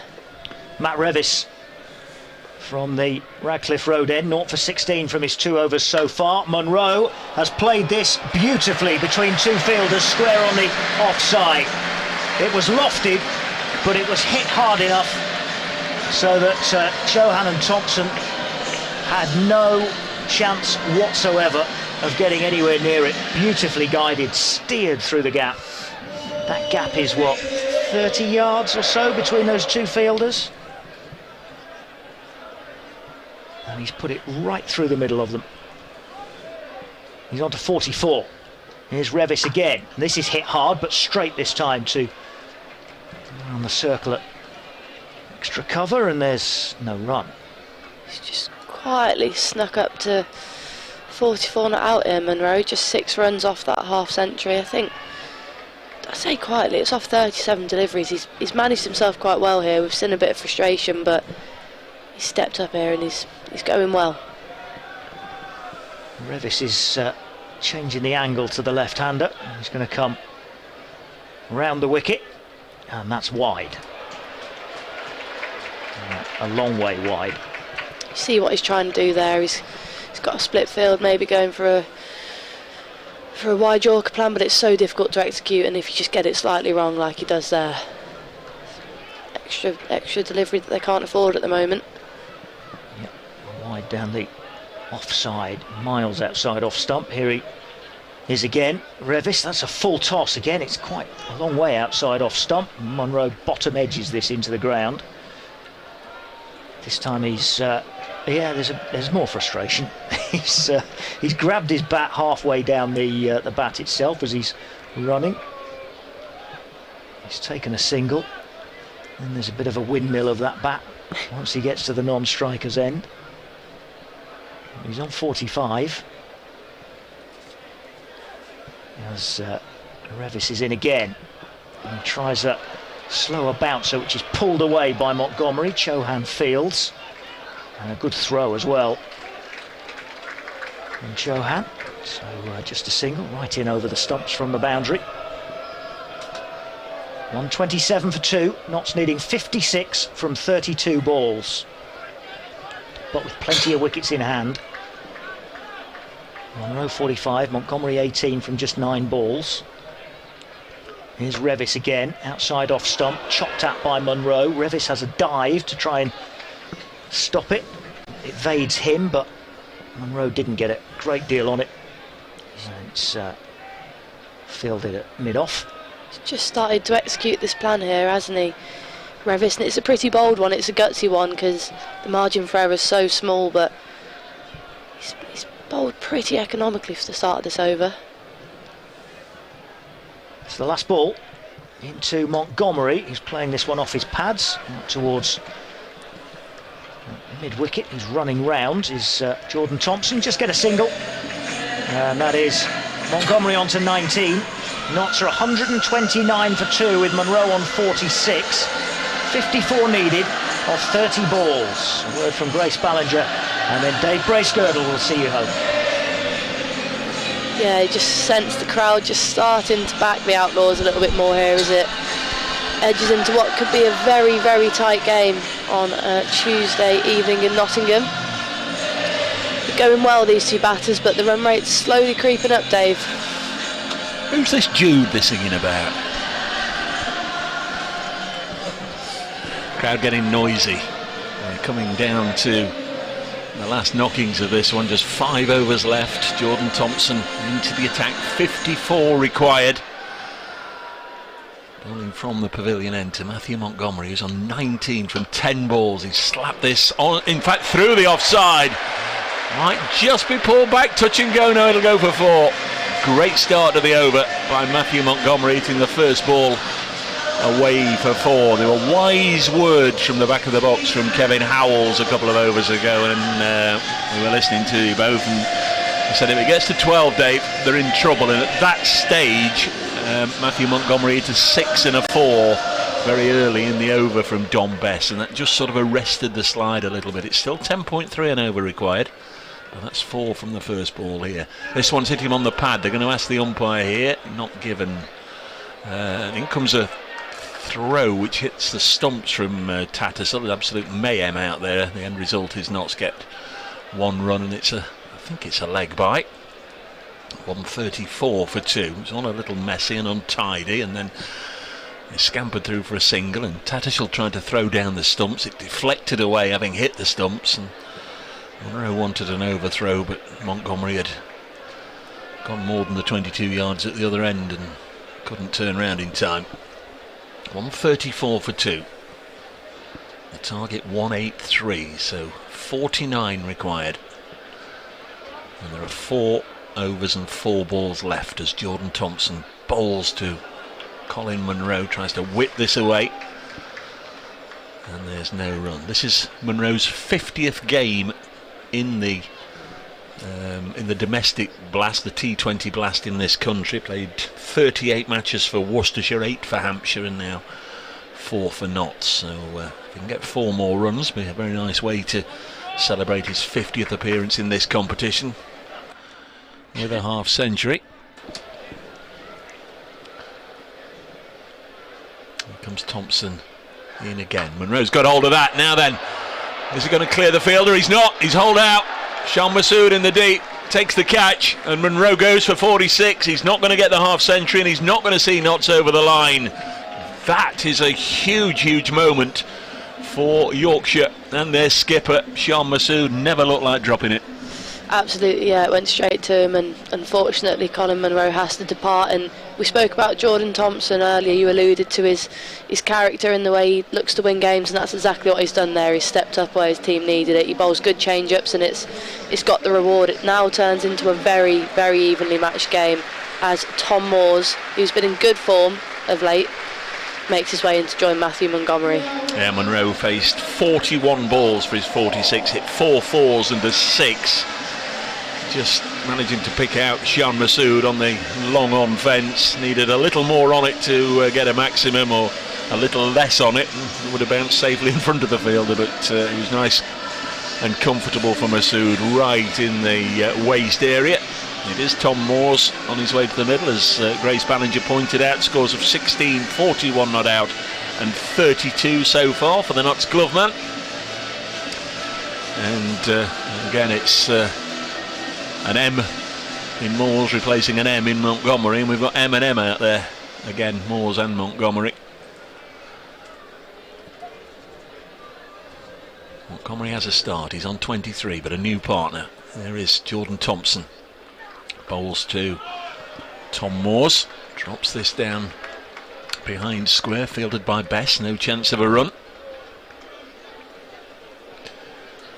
Boundary from the first ball of the over, but Jordan Thompson has bounced back well since. He's heading towards 12 and over again, 11.7.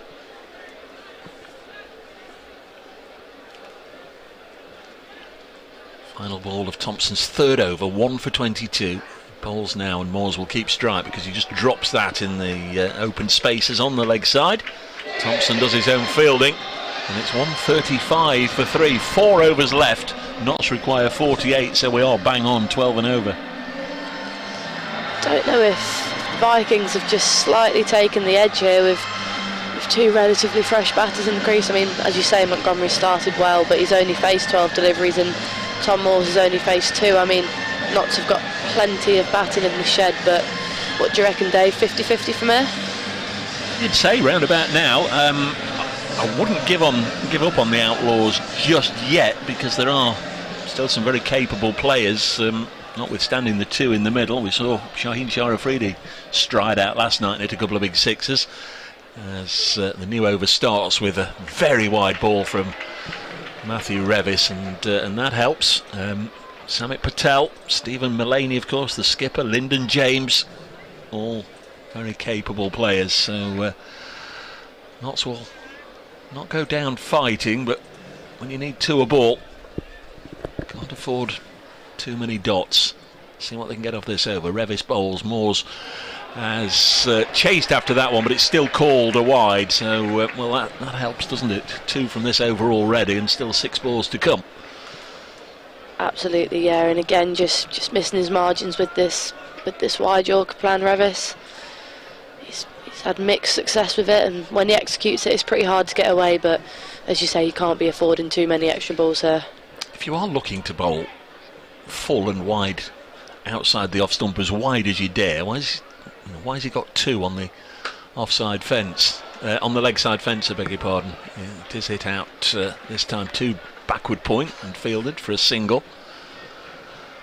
138 for 3. We know players can improvise and move the ball from leg to off and vice versa, but if he's bowling that full and that wide, you've got no chance of hitting anything to leg, have you? Maybe not to square leg. Revis now to the right-handed Montgomery. Not seen much of the strike the last couple of overs. This is going to drift down the leg side, or would have done, but it strikes the thigh pad of Montgomery and they take a leg by, which is a win for Yorkshire. 139 for 3. A big over's got to come here for Notts. Big over. Sometime soon. 44 now required from 22. It's still 2 balls and over. Oh, beg your pardon. You know what I mean. They'd have no chance. 2 runs a ball. There we are. On 39 for 3. Revis, where's squad number 77? Moores can't properly get hold of that. Just nudges it out as far as David Milan on the 30-yard discs, and they take an easy single. 140 for 3. The Duckworth Lewis is up on the board, just as an indicator. We're not going to get any rain, don't worry, but Notts are bang on where they should be. So in terms of that, they're timing the chase well, but it doesn't necessarily feel like that, just watching the action that's going on in the middle. Ball again played out as far as Chohan. As Kevin reminded me as well, he actually went to Harrow Public School. So I talked about his switch from London to Leeds. I think he might still be a student at Loughborough as well. Inkling. Yep, certainly was in his studies there. This is very, very high, and it's called as a no ball here.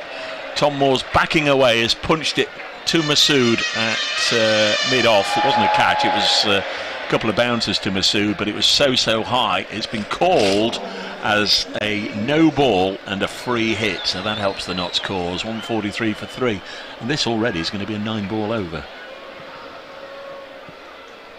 Revis in to Tom Moores, can't get out, and he's been bowled, and well, maybe they missed.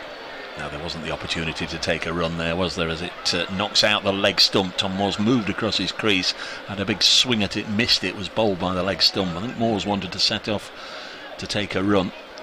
It's been an interesting over this from Revis, because he's, as you say, he's bowled a few extras, but then when he hasn't bowled his extras, he's got it bang right, and they haven't been able to get him away from a boundary, which from a Vikings point of view is pretty vital. The stumps at the far end just being rebuilt by umpire O'Shaughnessy. Now then, Revis, can he get out of this over? 9th delivery, 143 for 3. He's bowling to Tom Moores. Again moves across his crease and slams it out onto the leg side, and from the roar of the crowd, well, it's a misfield. It's not going to go for 4, but they do come back for a couple. So 145 for 3 at the end of the over.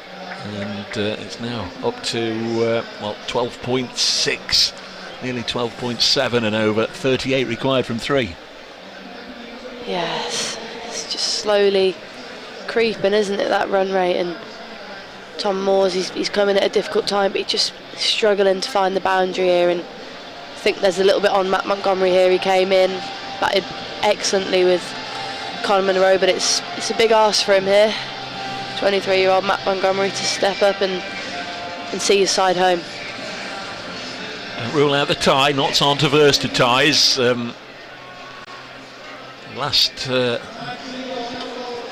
match in 2020, the quarter-final here against Leicestershire was a tie, and 3 of the first 7 games in the 2021 season were ties. 4 ties in a very short space of time. I won't be thinking about that right now. 38 required to win from 18 and deliveries. Scooped away and falls just short of Adam Lythe. Matthew Montgomery not averse to attempting the reverse sweep. David Wiese back into the attack. 2 for 24 his figures. This is his final over, and Montgomery with a very elaborate attempt to reverse sweep him. He nearly picked out Adam Lythe, didn't he? Yeah, pretty high risk that with the short fine and also the deep square. Just has to get that exactly right, doesn't he, in order to get the full reward for it. 146 for 3. The left-handed Moores on strike. There are 3 on the fence on the leg side, 2 on the offside, and Moores has hit it out onto the leg side, and that will go for 4. Managed to penetrate the gap at deep mid-wicket, and that brings the flag wavers onto their feet. Those huge flags being waved in front of the spectators. couple in front of the stand on the Bridgeford Road side, one in front of the Hound Road stand and one in front of the Fox Road stand. Welcome addition this year. 150 up, 150 for 3. Visa bowls, clipped away by Moores. He's run the first one like a whippet down to the far end and tried to turn and come back. This pair actually at Old Trafford on Saturday got involved in an absolute horror show, both ending up at the same end, and Montgomery, who was batting very nicely indeed in the 40s, had to go, was run out. A real mix-up between the two of them, so I'll not want a reoccurrence of that. Montgomery 25 from 15 balls, moves across his crease and then slams it down to long on. Safely taken on the bounce, just a single to Montgomery, who's not getting as much of the strike as probably he or Notts would want. He's not, no. He got off to a bit of a flyer, and ever since that wicket of Colin Munro, just slightly slowed down, as you say, has been starved of the strike. Visa to Tom Moores, banged in short, and Moores rolls the wrists, plays it down onto the leg side, fielded by Thompson. Only a single. 153 for 3. The rate climbing, just under 14 and over now. Still got a chance, of course, if we get into the final over, needing 14. Got a bit of work to do yet. One ball left in this, the 18th. Next ball sees Montgomery, and he can only just punch it to Masood at mid-off. Takes a single, 154 for 3. Now you know it's a really serious time of the evening as Neil Diamond earns a few more royalties. This will get the crowd going.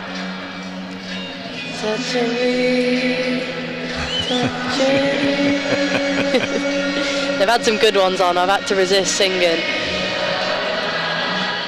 You go for it, Grace, you go for it. Don't think anyone wants to hear that, Dave, unfortunately. 29 required from 12. Yorkshire winless since last August. Yorkshire winless from their first 3 games in the Blast this season. Notts have won 2, they've lost 1. Ben Mike, formerly of Leicestershire, did play in that tie here in 2020, but Notts won on count back, they called it then, the most runs scored by the end of the power play. 154 for 3, so Moores 11, Montgomery 27. I see Notts on a very, very, very regular basis, and I could probably have 3 guesses who'd come in next, and I might get it wrong. Could be any of them. Who do you reckon? Samet? Yeah, Afridi, maybe. Next one is pulled away, but again the fielder in the deep, Jordan Thompson, will cut it out, and well, he didn't give them the opportunity to think about a second, because Thompson, with a tumble turn, leapt to his feet and fired the ball in before they'd even completed the first run, so no chance of a second. 155 for 3. Excellent piece of fielding from Thompson out there, and what a time to do it. He's saved what could have been 3 runs there, and just taking the momentum again away from Notts. That rate climbs every time. Not surprisingly, nobody's left. This is going to be real edge of the seat stuff you fancy. 155 for 3. Ben Mike to Tom Moores, and it's called a wide. And well, from here, that was nip and tuck, wasn't it? If Ben Mike is feeling a little unfortunate, you can see why. It's very, very close, but umpire Lungley called it. 156 for 3. So a couple already with the single from the first ball. Now the wide. Here's Mike into the left-handed Moores. Another high full toss, not high enough to be called as such, and Moores has just drilled it straight back to the bowler. And another win for Yorkshire. He's just struggling a bit here, isn't he, Tom Moores? As we've said, it's not the easiest time to come in, but he just really needs to find the boundary here. Rate's climbed up to over 16s now. He does hit the ball hard, and I mean that is his friend, because when he does middle it, it goes a long, long way. But sometimes you can be just almost swinging yourself off balance, off your feet, just trying to hit the home run every time, can't you? Get bat on ball, perhaps a proper cricket shot into a gap. Next one is high, and it's hit down the ground. Is there anybody there? It will be cut off by Dom Bess, who Made good ground to his right on the long on boundary, and it's again only a single. 157 for 3, and this is starting to look very tough for Notts now. They require 26 from 9. Yeah, it would take something special from here, wouldn't it? Yeah. You'd sense that Montgomery needs to find the rope at least twice in the next 3 balls, if not every time. I'd suggest clear the rope, not just find it. There's Mike. Fairly long approach, right arm, medium, fast bowls, and hit into the offside and out by Montgomery. Mike's got a wicket. A safe catch, taken at extra cover, and Matthew Montgomery has to go for 28. When he was on strike, he looked in good touch, but then there were periods where he just couldn't get back on strike, and he just sort of lost that momentum a little bit. And he's drilled this to extra cover, and not so really up against it now. 26 required from 8. Montgomery out for 28, and it's a wicket for Ben Mike. Yeah, a good innings from Montgomery, but just couldn't carry on with the momentum he began with after the departure of Monroe, and he ended up striking at 150, around that figure where he's been for the whole of the blast. And it's a really big ask here for the fresh batter in Lyndon James. Yes, Lyndon James has come to the crease. The catch was taken by Dawid Malan, who don't think they automatically have a player of the match anymore for the non-televised games, but were the TV company broadcasting this one and deliberating their verdict, I would imagine Malan's 95 not out would be the first place they'd look. Did a really good job, battered through the innings, just couldn't quite face enough balls towards the back end to reach 3 figures, but he won't mind that a jot. So the new man is Lyndon James, and gets one down the leg side from Ben Mike, which gives Notts an additional little bit of hope. It's an extra run. Shan Masood will come across and have a word, and Ben Mike being instructed to run back to his mark. Where's the cut-off time? 21:20, and it's 21:18. Mike in again to Lyndon James, and he's clipped this out on the leg side and gets a boundary. Well, that's useful runs for Lyndon James. It's also going to take up a few seconds to get the ball back as well. Might just help Notts' cause if the Vikings had to bring an extra fielder inside the ring for the final over. Not saying that will happen, but they're touch and go, aren't they? They've got to bowl this last ball and then turn around quickly. 21 required from 7. 6 now would make it interesting. He bowls, and they're going to scramble a leg by. 163 for 4, so Notts are going to require 20 to win off the final over as Yorkshire sprint round to get into position to start the last over. 19 for the tie, 20 for the win. Lyndon James will be on strike, and we'll have to see. It looks as if it is going to be Jordan Thompson, I think, to bowl the final over.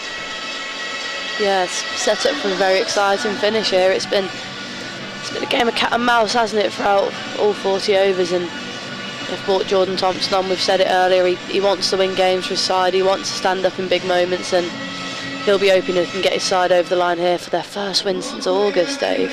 Can I just remind Yorkshire listeners that no doubt we've got with us on 5 Sports Extra last Saturday. You won't want reminding, of course, at New Road against Worcestershire.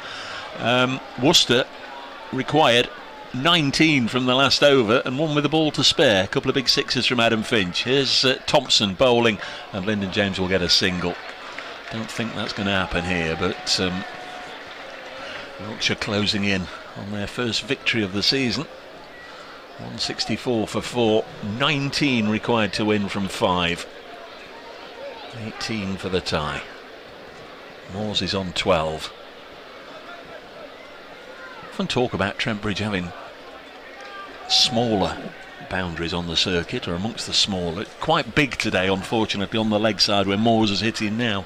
I've seen him plonk quite a few into that stand over the years, but it's quite a long way away from that Bridgeford Road stand that he's looking to find, and it's been speared into his pads, and it'll be another something or other, another run or another leg by. Must have got bat on it, and very much looks as if Dawid Malan's innings is going to be the defining moment, because Notts require 18 from 4.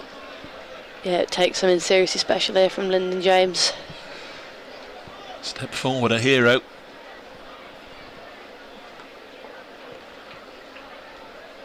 Jordan Thompson, he may be Yorkshire's hero. He bowls now, and Lyndon James has got hold of that one, and that will go for 6. Well, that's one of them. Is it going to be LJ that's going to do it for Notts? Lyndon James with a towering 6 into the Hound Road stand. 12 required from 3. 171 for 4. Here to entertain, isn't he? Lyndon James. Jordan Thompson will be kicking himself. That was right in the slot there, wasn't it? It was, but he's picked that up well. Lyndon James on just his 4th delivery. Expect a fight back here from Jordan Thompson as he comes to the end of his mark. Shan Masood, the skipper, he loves a chat with his bowlers. Came across and had a word with Jordan. Gone back to his long off position. Next one, set him on the pad. And what are they going to take here? Just a single. Leg by, in fact. So 11 required from 2. It's got to be 2 6s to win it, or a 6 and a 4, or a 4 and a 6 to tie, unless, of course, he either oversteps or commits some other heinous crime. Would not be a good time to bowl a front foot no ball. I've been there, unfortunately, but I'm sure Jordan Thompson will be well aware. It'd be a great time for Tom Moores to hit a 6, wouldn't it? Go on, Tom Moores, make it exciting for us. It'd bring an extra bit of theatre, wouldn't it, for this large crowd to enjoy. Jordan Thompson in bowls, and Moores has drilled it down the ground. Don't think it'll go for 4. Shan Masood should cut it off on a sliding stop, and they're going to come back for 2, and Yorkshire are going to win this because Notts can't get 9 off the final ball. Yorkshire have, on the whole, fielded pretty well. And a lot of boundary stops. Been plenty of encouragement offered to all of the bowlers. Alex Hales making 53. Joe Clark went early for 8. Colin Munro, he just sensed a lot of the energy went out of Notts. At 46, have had a lot of leaving right now. The concourse is full of people streaming out. Final ball of the match. Moore's on strike, and a swing and a miss. It's gone through to Johnny Tattersall. And both Adam live in front of us and the bowler Jordan Thompson let out roars of relief, delight, excitement as Yorkshire claimed the victory by 8 runs. Tom Moores finished on 15 not out, Lyndon James 11 not out. Notts 174 for 4 wasn't enough. It was it appeared for the most part that Notts were just charting their chase in pretty decent fashion, but just needed to accelerate. And when that acceleration was due, once it got to 10, 11 and over, they lost Colin Munro, and from then on it really did begin to climb, and they ran out of boundaries effectively, and they've fallen short. Absolutely, yeah. Somewhat surprising result after the first innings, where you felt that Notts were on top for the majority of the game, but yeah, ultimately, as you say, it was that Adam Lyth innings that won it from. Unfortunately, neither Alex Hales or Colin Munro, despite their best efforts, could quite get the side over the line, and yeah, disappointing loss for Notts, but a good win away from home for the Vikings, and they'll take their first win of the season and go forward from there.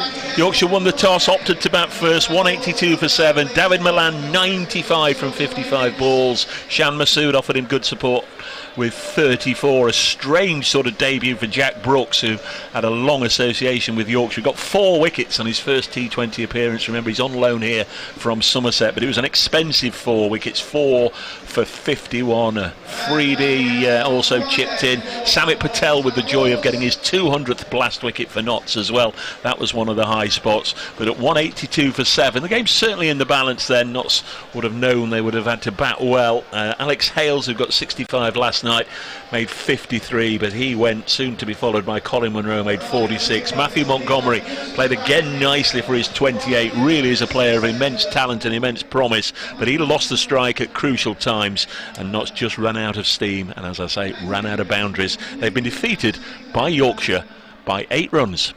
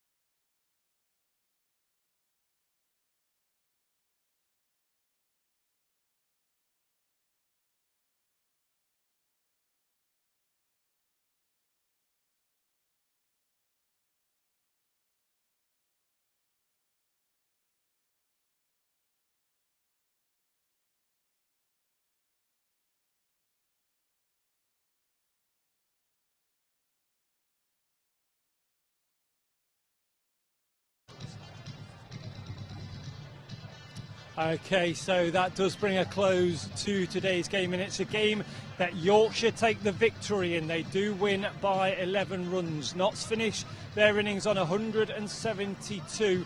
Unfortunately, they were short of the runs that were needed because Yorkshire set a target of 183 runs. Unfortunately, the innings of Alex Hales didn't get them over there, but we will speak to the captain, Stephen Mullaney, very, very shortly. I don't know where Dane Patterson is, by the way. He was meant to be here. He's obviously enjoyed the free food too much. But yes, unfortunately, Yorkshire, they do pick up their first victory of this year's campaign. Notts, unfortunately, go 2-2. They've played 4 games, 2 victories, 2 losses. And as I say, we will speak to Stephen Mullaney very, very soon. So do stick with us here on Trent Bridge Live.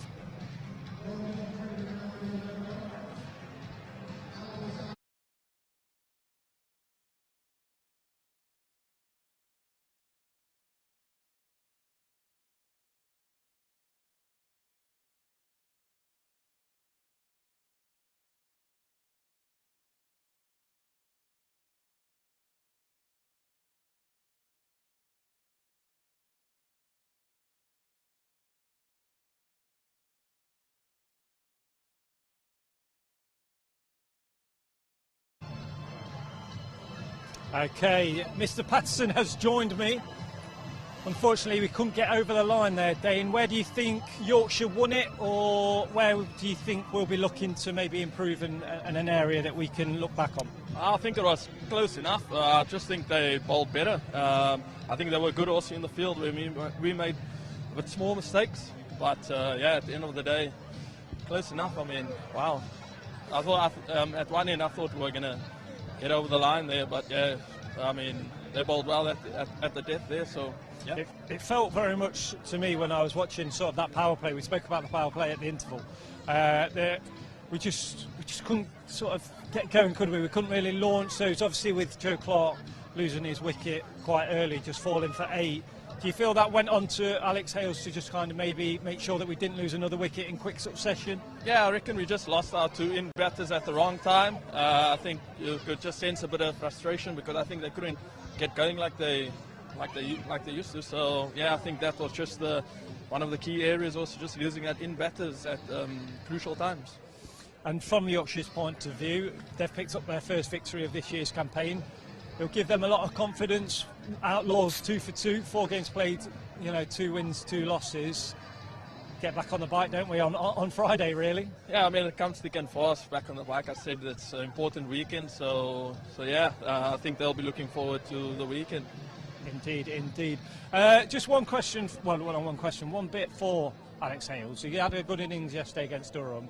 He picked it off. Do you feel? I mean, I feel like he's kind of matured in this sort of role in really taking responsibility to make sure that he gives the rest of the team a chance to push on. It just wasn't meant to be today. Yeah, I mean, you could see that he was frustrated when he got out. I think he knows he has that responsibility on his shoulders now. He kind of plays some shots in the power play, but when the power play is over, I mean, he just knocks 1s and 2s and things, and he just keeps going. So yeah, we're joined by. Come on, Booney, come and have a word. He's gone shy now. It's the legendary Booney that looks after the lads. I mean, yeah, Booney, what a lad. To be honest, I mean, look, if you can see here, lots of youngsters, lots of adults even looking for signatures. We say this every year here, but this is one thing that we do well. After a loss, all the lads will come down, they will sign signatures. Everybody takes it to heart, don't we? We all connected with the club. We take a loss to heart and we'll look to improve on Friday. Yeah, I mean, as part of the game, as I say, I mean, you just got to put that emotions aside for 10 minutes and then just come out, because, I mean, these kids obviously want signatures, player signatures, and I mean, it's kind of a responsibility in this profession of ours to make them happy. I mean, they look up to us. I'm sure they want to be on Trent Bridge playing for Notts. So, yeah, I mean, we got to make the fans happy. Exactly. Win or lose. Yeah. Let's look ahead to the weekend.